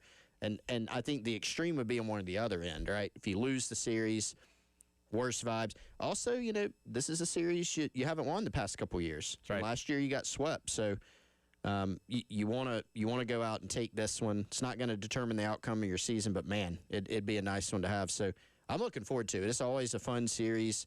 Always a good measuring stick. Always just a great rivalry. Yeah, should be fun. Again, Friday going to be out at Founders Park.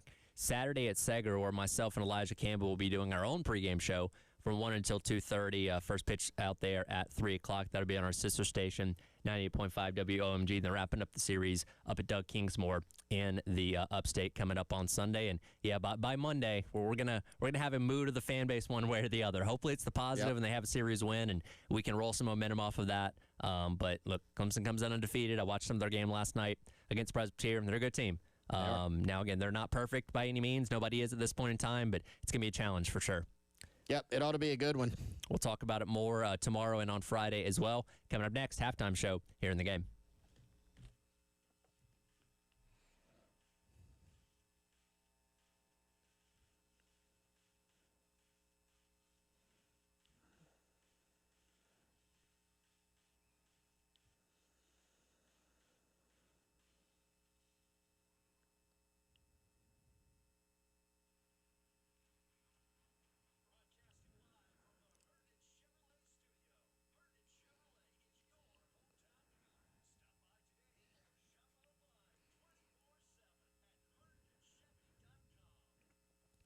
Smart homes, home theater, audio and video, TV installation, security and cameras, and smart home systems. That's what the team over at Integrated Media can do for you. Any of those that you may need. If you've been wanting to trick out that man cave, if you want wireless speakers, if you want to make sure that your internet signal is running in tip-top shape all around your home, if you got some dead spots, if you had some issues in the past like Wes did, call the guys over at Integrated Media. Michael, Nathan, their team, they've been to Wes's home, fixed his internet so it's running in amazing shape. They've been out to my home for a variety of audio-visual projects. Can do everything as simple as mounting a TV all the way to installing security and cameras and a smart home system that can control your lights, devices, thermostats, those security and cameras, everything from the touch of a button, whether you're at home or away on vacation. IntegratedMediaInc.com or give Michael, Nathan, their team a call.